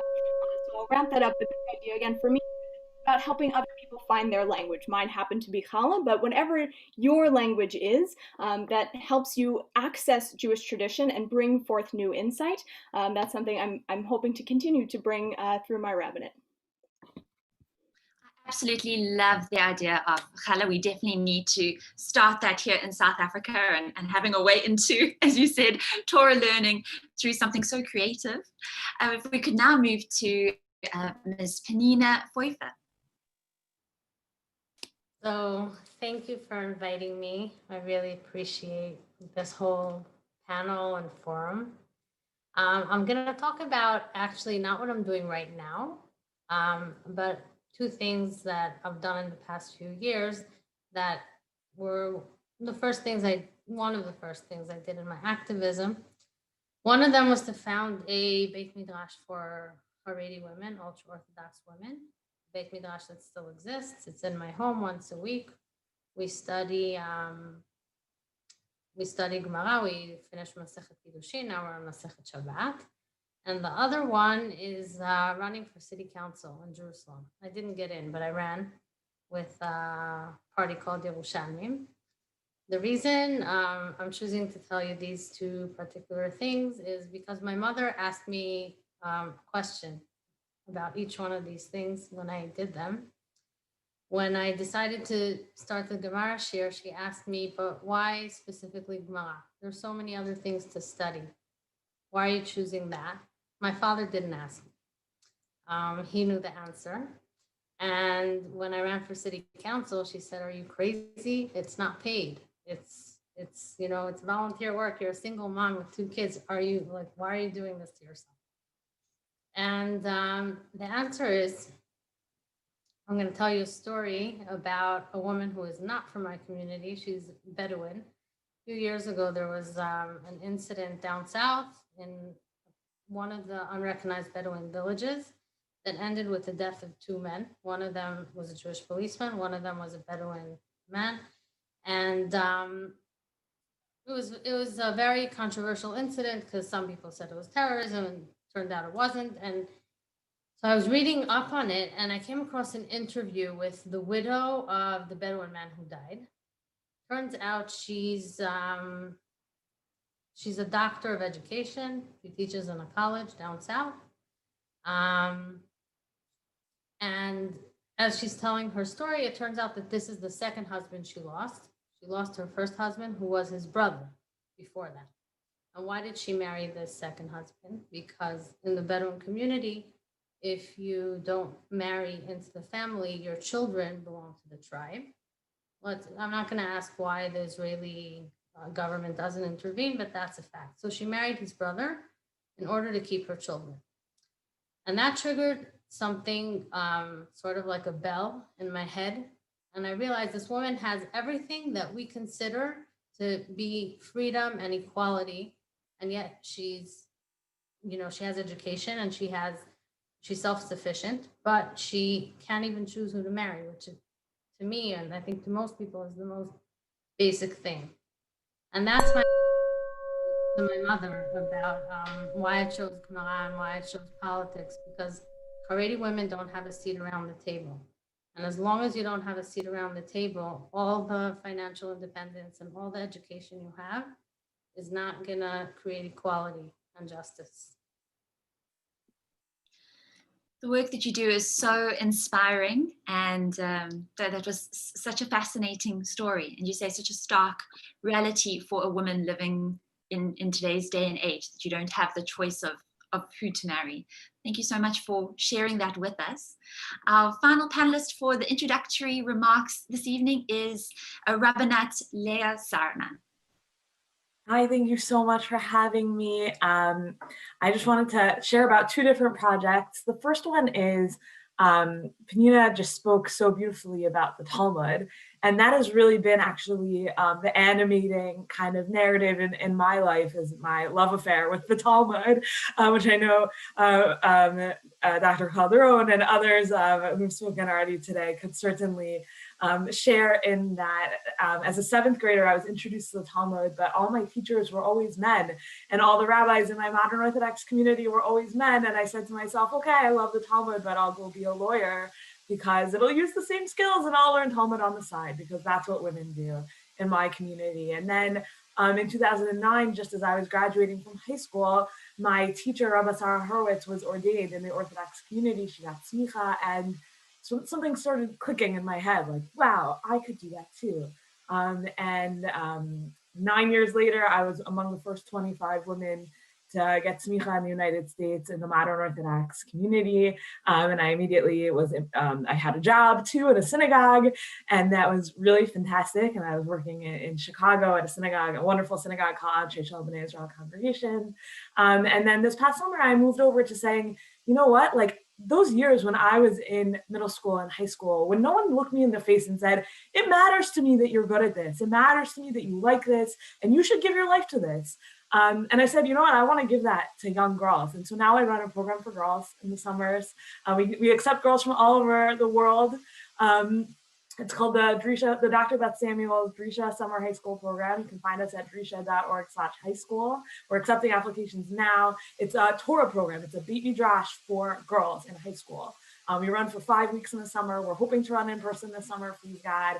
And the point of the program is just, the Torah is yours. Come and get it. It's yours.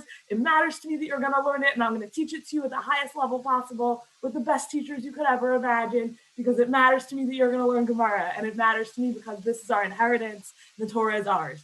So that is the main kind of animating project of my life right now, and I'm so enthusiastic about having this opportunity. Our program is 30 years old. The entire faculty of Midrash at Linden Down, the graduates of our program, women who are professors, women who are changing the world in so many different ways. And it's been such an impactful program, and I'm excited to bring it to the next level. And then I have a side project that's actually kicking off tomorrow that I'm also really excited about, in that I think in the modern Orthodox community, women are not seen as prayer leaders because women do not count in the minyan and typically don't have the opportunity to lead tefillah. But I love tefillah, and I think women should have the opportunity to engage in tefillah, in prayer, wherever they are and whatever complexities life throws at them. So my chavruta and I started a podcast, a prayer podcast called Prayerful. And you can, our first episode is dropping tomorrow for Rosh Chodesh Judith for Eid al-Banat. And you should definitely check us out. We're on Facebook, we're on Instagram, Simplecast. We look forward to your listening. You have the most contagious energy, and I cannot wait to listen to your podcast tomorrow. That is phenomenal. If you all don't mind, I would like to start off with a question that goes to kind of your personal history and something particular to you. I think people would love to hear what drew you to taking up a position as a female Jewish leader. How has your career kind of led you to where you are? And was there something that sparked off this interest, or that helped propel you to where you are? If you could share a little bit about that. Should we start off with Victoria, please? Absolutely. The great privilege of going first.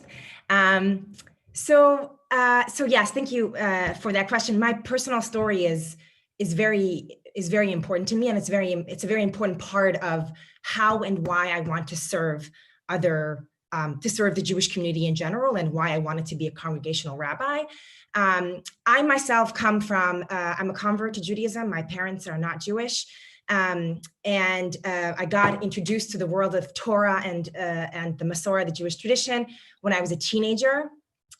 And as part of the Budapest Jewish community, which is, where I was living at the time, there were really, basically no female religious leaders, maybe with the exception of one. But in the mainstream Jewish community, there were no female religious leaders. There still aren't, not any, I might add.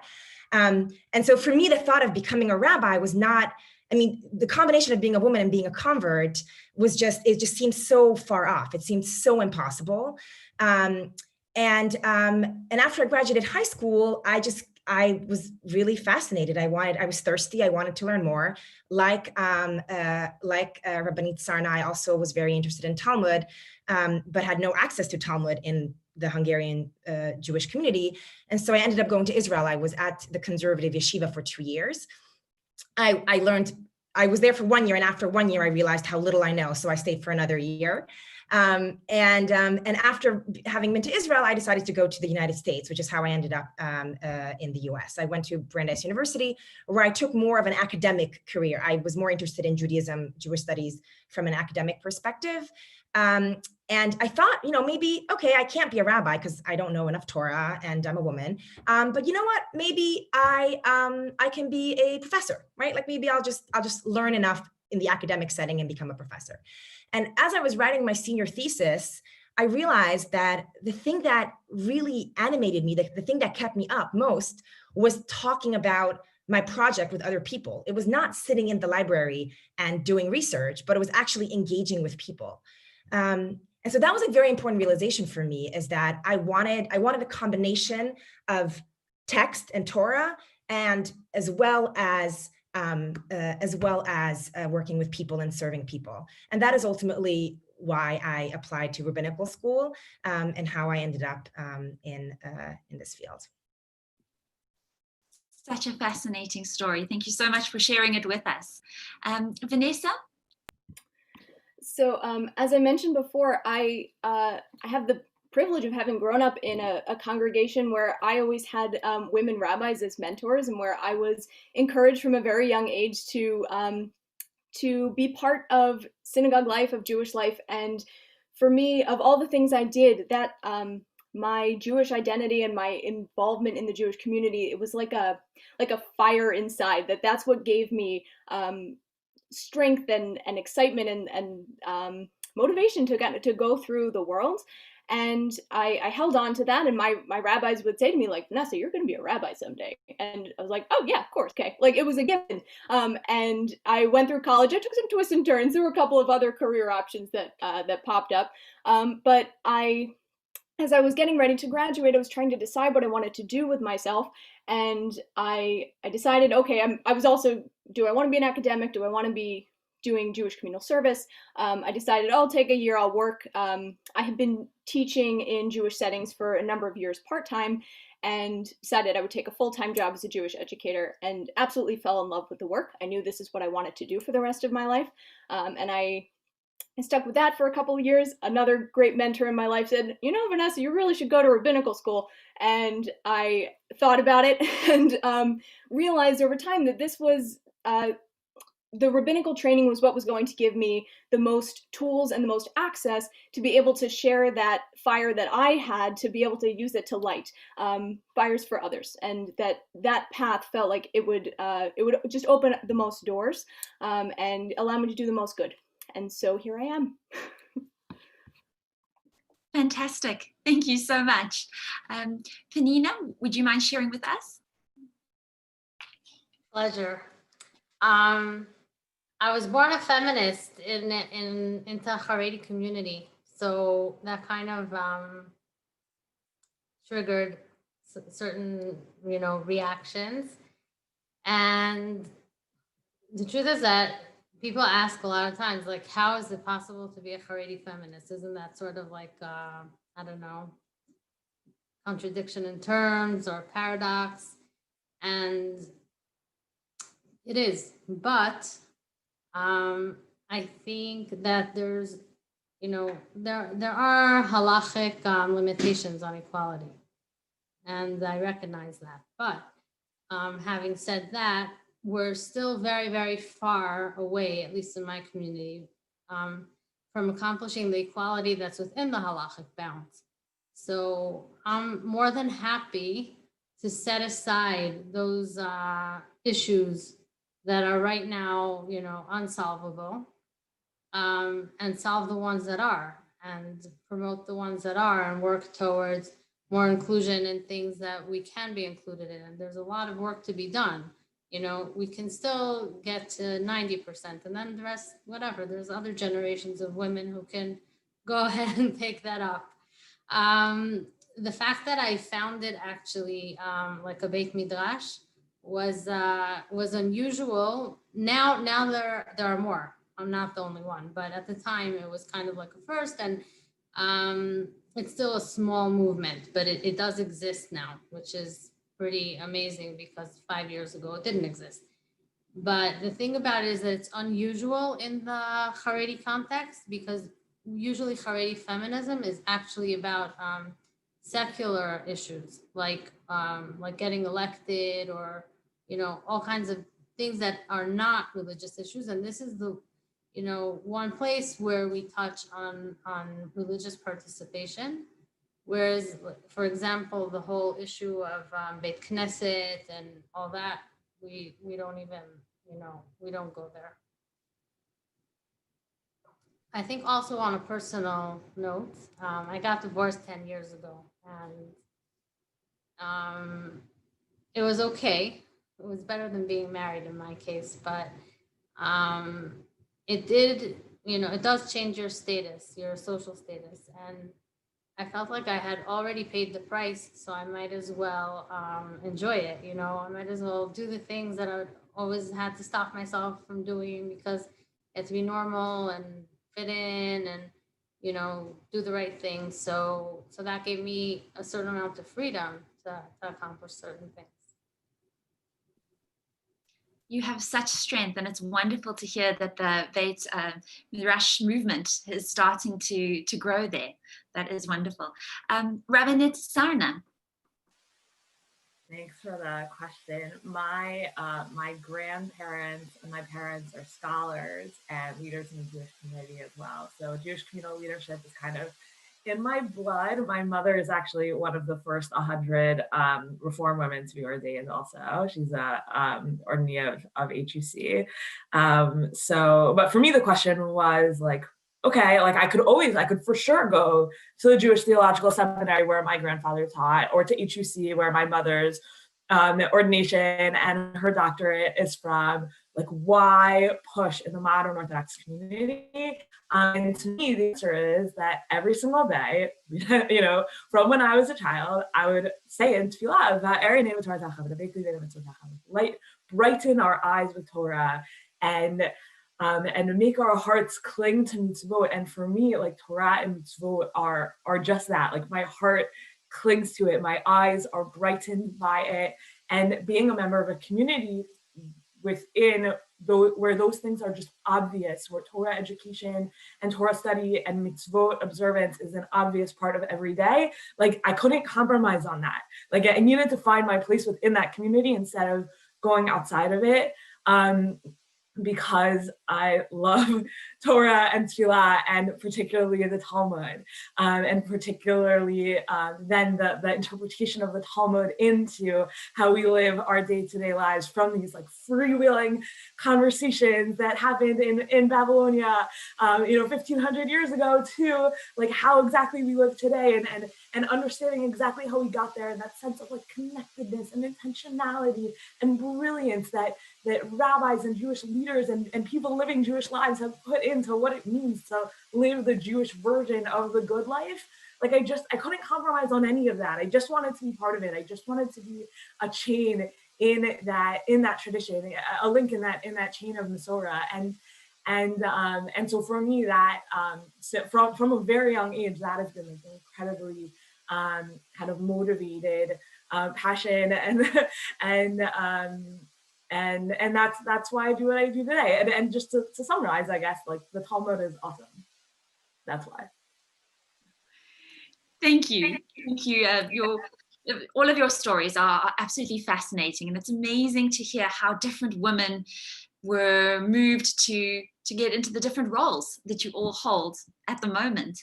My next question would be, there's so many questions to ask all of you, and we could talk for hours, but to ask really the heart of what we're dealing with in this panel discussion, what do you see as the challenges facing emerging Jewish female leaders? And what do you see as the opportunities that are out there for us as well? Victoria, would you like to start? Sure.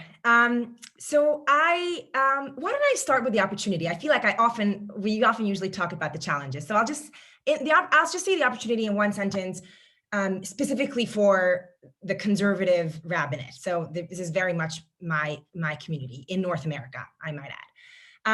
I think the opportunity is that the more female leadership there is, both clergy, so rabbis, cantors, but also in all kinds of different communal positions, the more female leadership there is, the more just normative it becomes, so that we don't have to even have this panel conversation ever again, right? Like the more it's just the more it's muvan me'elav, it's totally obvious, then nobody's going to call me a woman rabbi or a female rabbi. They're just going to call me rabbi.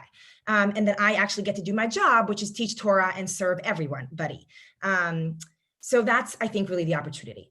The challenge is that in the conservative movement, and I mean, Vanessa can talk more about this, but in general, I think in the progressive movement, in the movements where women are ordained, in fact, more women are being ordained than men at this point, almost every year. So right, exactly. So in this reality, you could say, okay, well, there's no problem. Women get to be rabbis, men get to be rabbis, everybody's equal. But there's still a big question about what type of jobs women are being offered, and also what type of jobs women are taking. And I think this is really interesting, is that the many female rabbis still end up not in pulpit positions, but in education roles, organizations, chaplaincy, etc. Because the pulpit rabbi, the pulpit rabbi position still just skews more towards men. I think even in more liberal communities, if you think of, okay, imagine a rabbi in front of you, even in conservative and reform communities, people will imagine, a middle-aged or older man with a beard. That's just the image people have. So the question of really having more women in the pulpit, and not just in assistant rabbi positions, but also in senior rabbi positions, is important. And lastly, this is just what I want to say about not about women being offered jobs, but women taking jobs, is what are the circumstances that allow more women to take these positions? And I mean, I hate to, bring in the family, career woman cliche, but it's true. It's that if synagogues are not offering parental leave, then it is going to be much harder for women to take those positions. If there is no time off, if there's no opportunity for women to spend time with their families, they're just not going to want to become senior rabbis of large congregations. So that's really, I think, one of the core issues. Absolutely. I think that cannot be discounted. In fact, we need to be focusing on that final issue more so that we can fully address this. It would make a huge difference. Vanessa. So Vicky, you summarized this incredibly well. So I'm just going to try to build on what you're saying and target a little more towards the reform movement. So at this point, the reform movement, we're about 50-50 men and women in the rabbinate. I don't have the statistics on the cantorate, but again, more women in rabbinic and cantorial school than men at this point. And the issues that we're running into are still, again, it's the glass ceiling, the very tops of organizations. We're across the board, not just in congregations where you'll see a senior, a CEO, or whatever it is, will be male, and you'll have women every other level. In fact, probably most of the professional staff. And I think this also translates to lay positions to some extent as well. And so we have some issues with representation at the very top, although this is beginning to really change in the reform movement, especially the last 5 years. We're seeing a huge uptick in the number of female senior rabbis. And but another piece of this is pay equity, and this is an ongoing issue even within progressive spaces. We think we're doing a good job. We're not done yet. So pay equity is still an issue, and yeah, the types of jobs. Vicky, you got it. So looking a little bit towards a challenge and an opportunity that's. I'm going to just move this conversation a little bit into another frontier, which is women have been ordained in the Reform Rabbinate for the last 50 years, and we are in the first generation, still not like brand new, but the first generation of non-binary rabbis, of trans rabbis, and women who have been in the rabbinate for longer are able to be allies who know what it's like to be marginalized and help to create space to bring more people to the table. Representation is important for women and also for people of all genders, and so that's an ongoing challenge and opportunity as well. And I think that the presence of women in the rabbinate has changed, especially in the reform movement, adding gender-neutral translations, gender-neutral God language that gives people the space to see themselves in our tradition. These are things that came about when women started reaching positions of power. And so just continuing that work, the more women, the more people of all genders that we have in these spaces, the more Jewish tradition will be able to be built and shaped for everybody. Absolutely, you put it so beautifully. Penina, what do you see as the challenges and also the opportunities? Well, our challenges are, a little bit different. I'm not a rabbi. I'm not going to be a rabbi. My daughters are not going to be rabbis. At least I don't think so. They also have no interest, but that's besides the point. I did. In any case, yeah, we're more like suffragettes, like as far as our challenges right now, it's a little different. But there are opportunities. First of all, Haredi women are on a secular level better educated than their male counterparts. So that gives us a certain amount of leverage that's growing, and there's even backlash from the, traditional rabbinic, like Haredi male political leadership. But there's a lot of work to do. I think that's why it's important for Haredi girls. For example, my program is still like an outlier type of program. There is no school, no Haredi girls school that teaches Gemara to girls. There is no such school. And to me, what I'm doing, it's nice, but it's not a game changer unless it becomes a curriculum. That's just a fact. So to me, that's maybe the next challenge or opportunity or something that I'd like to see happen in the next generation, as well as political leadership. Right now we have the issue of the religious councils, and there's a not a law, but I don't know, a directive, okay, whatever it is that for inclusion of women in the religious councils, and now it's going through, it's whatever, it's a whole political mess. But in any case, one of the things we're doing is to try to get Haredi women on to religious councils, because that's an administrative position, not a religious position. So we can, there's wiggling room there. So those are the things that I'm looking at now. Wonderful. And Rabinit Sarna, would you share with us your challenges and opportunities? I think, the opportunities are many, and they're tied into the challenges, as everyone else has said. There's so many places in the modern Orthodox community that women aren't yet. Kind of the main modern Orthodox Rabbinical Council in the United States does not yet include women. The many modern Orthodox synagogues and even modern Orthodox day schools will not hire women to teach Talmud. Synagogues are not hiring women to be Rabbaniyot in the synagogues. And obviously I should also mention that not even yoatzot, meaning yoatzot halacha, who only advise halachically on matters of like women, like women's bodies, basically. Even then, like in the community that I live, we have many yoatzot, but they're not affiliated with the synagogue because the synagogue's not comfortable with it yet. So there's so much room for growth in terms of comfort with women who are empowered halachically and knowledgeable halachically. And that's one kind of area of growth and opportunity that I'm very excited to see develop in the coming years, as people just get more comfortable with what does it look like to ask a woman a halachic question and feel like she's actually knowledgeable enough to know the answer. But that's tied in to the second challenge, which is that education is still not equal. I mean, it's different from the community that Penina is describing.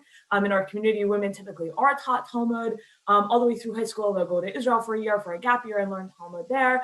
But once you're looking to learn kind of post that year, that's when you get into trouble. So you could go to Yeshivat Maharad and learn for 4 years, but there's another degree that exists out there and a whole other like realm of Jewish legal knowledge that is not yet really open to women, and there's no institution that's really going to say yes, like just come and sit and learn without end in the United States, and that really kind of puts a limit on women's learning here in a way that men do not experience, in part because men can at a certain point just ease into the ultra-Orthodox community's learning spaces. But even within the modern Orthodox learning spaces, there are opportunities for men in terms of Jewish education that are not yet available to women.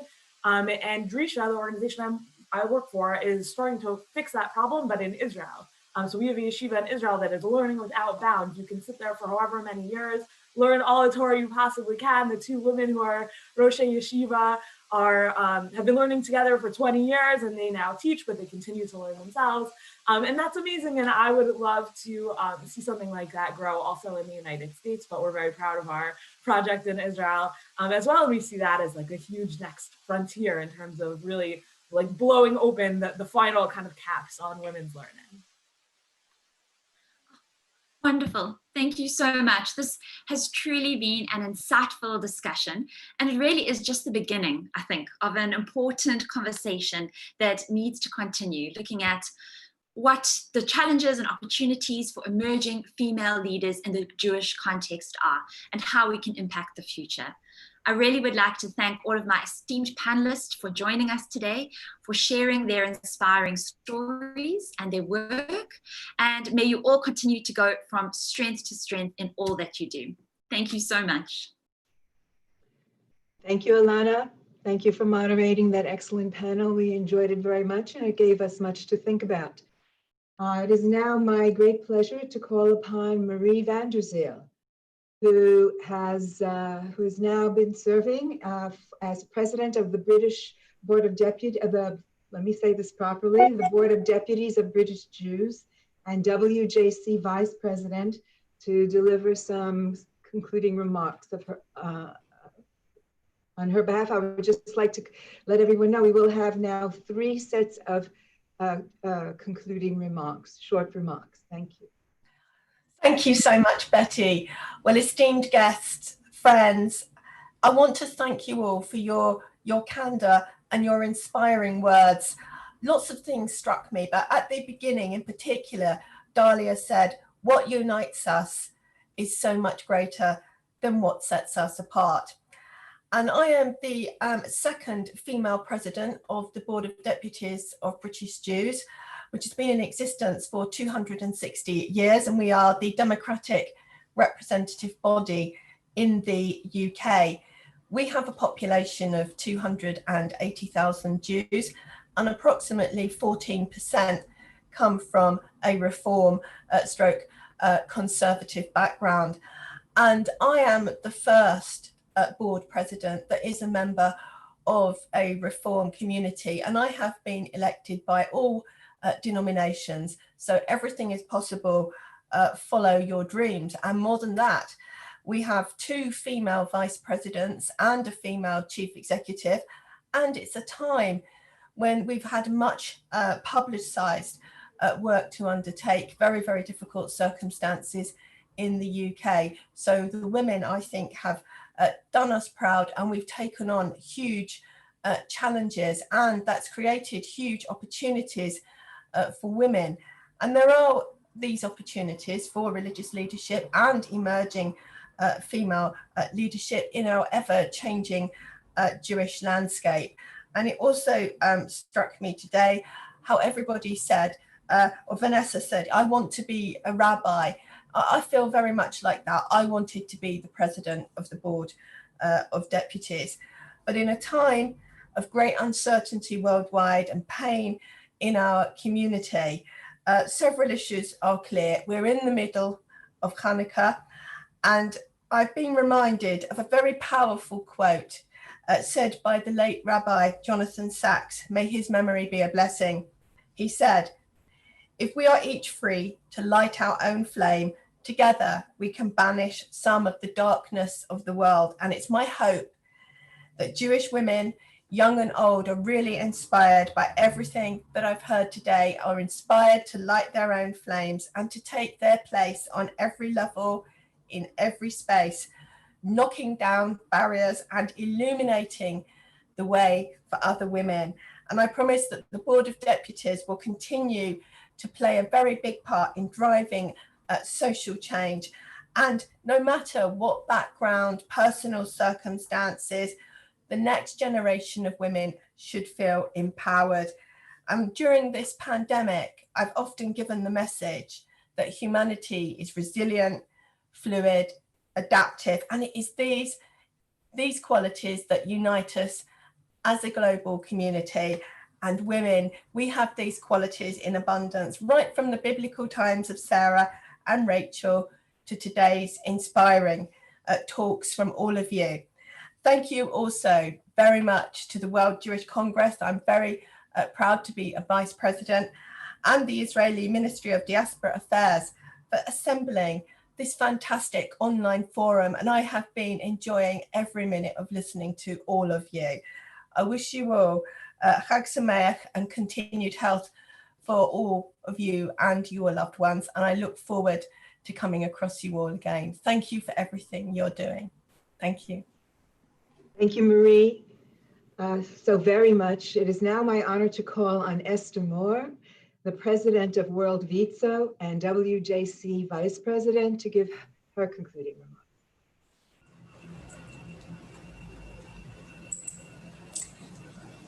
Okay.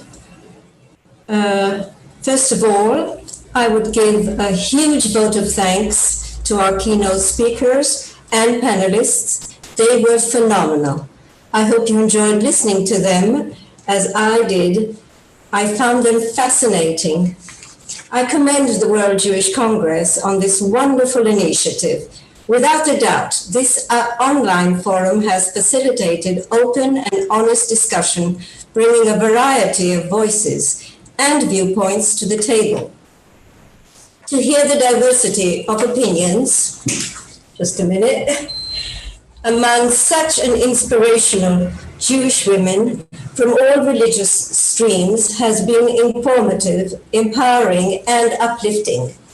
Vitso embraces diversity.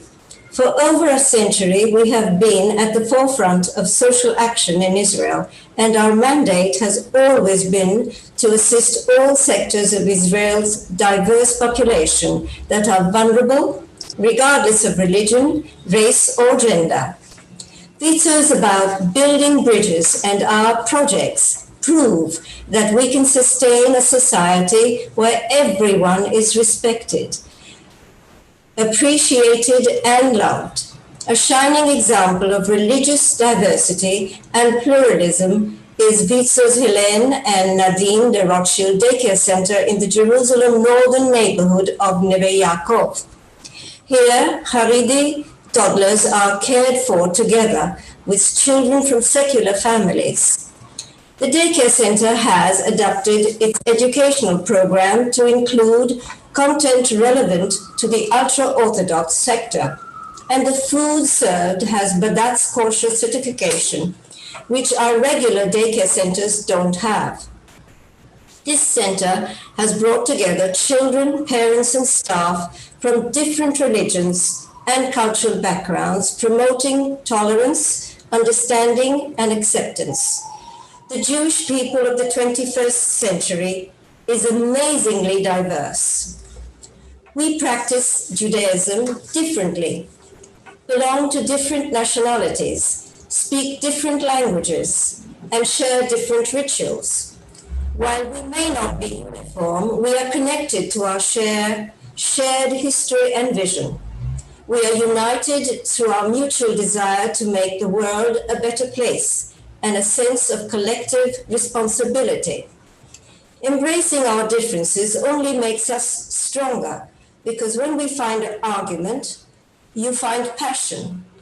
At the end of the day, we need to remember that Hashem loves all of us, despite our differences and disagreements. The Talmud teaches us that the world is too heavy for anyone to carry alone. We need to come together to find our unity and common ground, and to show respect and tolerance to each other, irrespective of our personal beliefs. Each and every one of us can contribute a unique passion and energy of shaping the Jewish future. I wish you success in your deliberations. I wish you success in your deliberations and good health as we emerge from COVID-19. Chag Urim Sameach. May the light shine upon each and every one of you. Toda Rabba.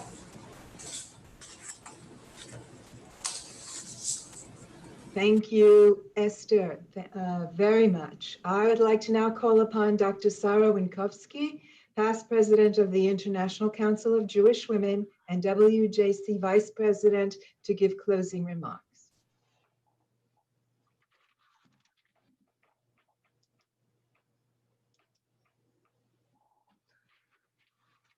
Hello to everybody. First of all, thank you to the World Jewish Congress and to the minister in Israel to organizing this wonderful forum. It has been a real pleasure to listen to all our panelists today. We learned a lot. We talked about Jewish unity and religious diversity, about women's challenges, opportunities, and leadership, issues of great concern for the Jewish people, be it in Israel or in the diaspora. Thank you so much for your input. Really, as I said, we learned a lot. The International Council of Jewish Women, where I belong to, was founded over 100 years ago. And one of our objectives is to work for Jewish women's unity and Jewish women's rights. We have affiliates in over 40 countries in the 5 continents, so we speak all the languages. After the dissolution of the URSS, we founded affiliates in many of the countries that had become independent. We were concerned in their lack of knowledge about Judaism, and because we believe in education, we established the Bea Zucker Jewish Education course online, where Rabbi Dr. Bona Deborah Haberman, Zichrono Livracha, examined from a feminist perspective the 54 parashot, the Jewish festivals, biblical women, women's life cycle events, among others. And lately, Rabbi Dr. Mesh Hamon Kosoy explains Torah ideas and based on ICJW policy, the Jewish women response to the refugee crisis, prostitution and human trafficking, and sexual harassment. All these courses are in a web page in English, Russian, and Spanish. And they have really helped the women in the Eastern European countries to get closer to Judaism. But as Jewish women, one of our biggest challenges is the plight of women in Aguna. We have been working since the 70s to try to restore justice and fairness on the religious divorce. The world is changing very rapidly. In my mother's generation, there were almost no divorces. In my generation, very few. But in my children's generation, divorces are 1 every 3 marriages. And besides the fact that it certainly affects women's rights, and at a time when we are fighting all over the world against assimilation, how can we allow a young couple who wants to marry under the huppah not being able to do it because a recalcitrant husband doesn't want to sign the get? As President Lauder said last week in our board meeting, we cannot lose 1 single Jew. We have spoken and presented petitions to rabbis all over the world. We lectured in communities. Everybody agrees that something has to be done. But unfortunately, the chief rabbis are taking their time. They do not seem to be in a hurry to find the halachic solutions we know exist. We need the help of every woman rabbi. We need the help of every Jewish woman to end this scourge. We, the Jewish people, have long lived with hope. For 2,000 years, and in spite of persecution and pogroms, we have said, Ashana Abba beYerushalayim, next year in Jerusalem. We sing the Tikva, a song of hope. And so I hope that very soon the Jewish people all over the world will be united. Women, we will have more women rabbi. There will be no women in Aguna, and there will be peace in the world. Hag Hanukkah Sameach, be safe and take care. Thank you very much. Thank you very much, Sarah. We appreciated that very much. Since I get the pleasure and the privilege of wrapping up, I just want to thank all our moderators, all our presenters. If I may personally add, I was inspired by all the scholars who triggered a memory and mentioning all the giants upon whose shoulders we stand. And one of them we need to mention, because otherwise it would be terribly remiss.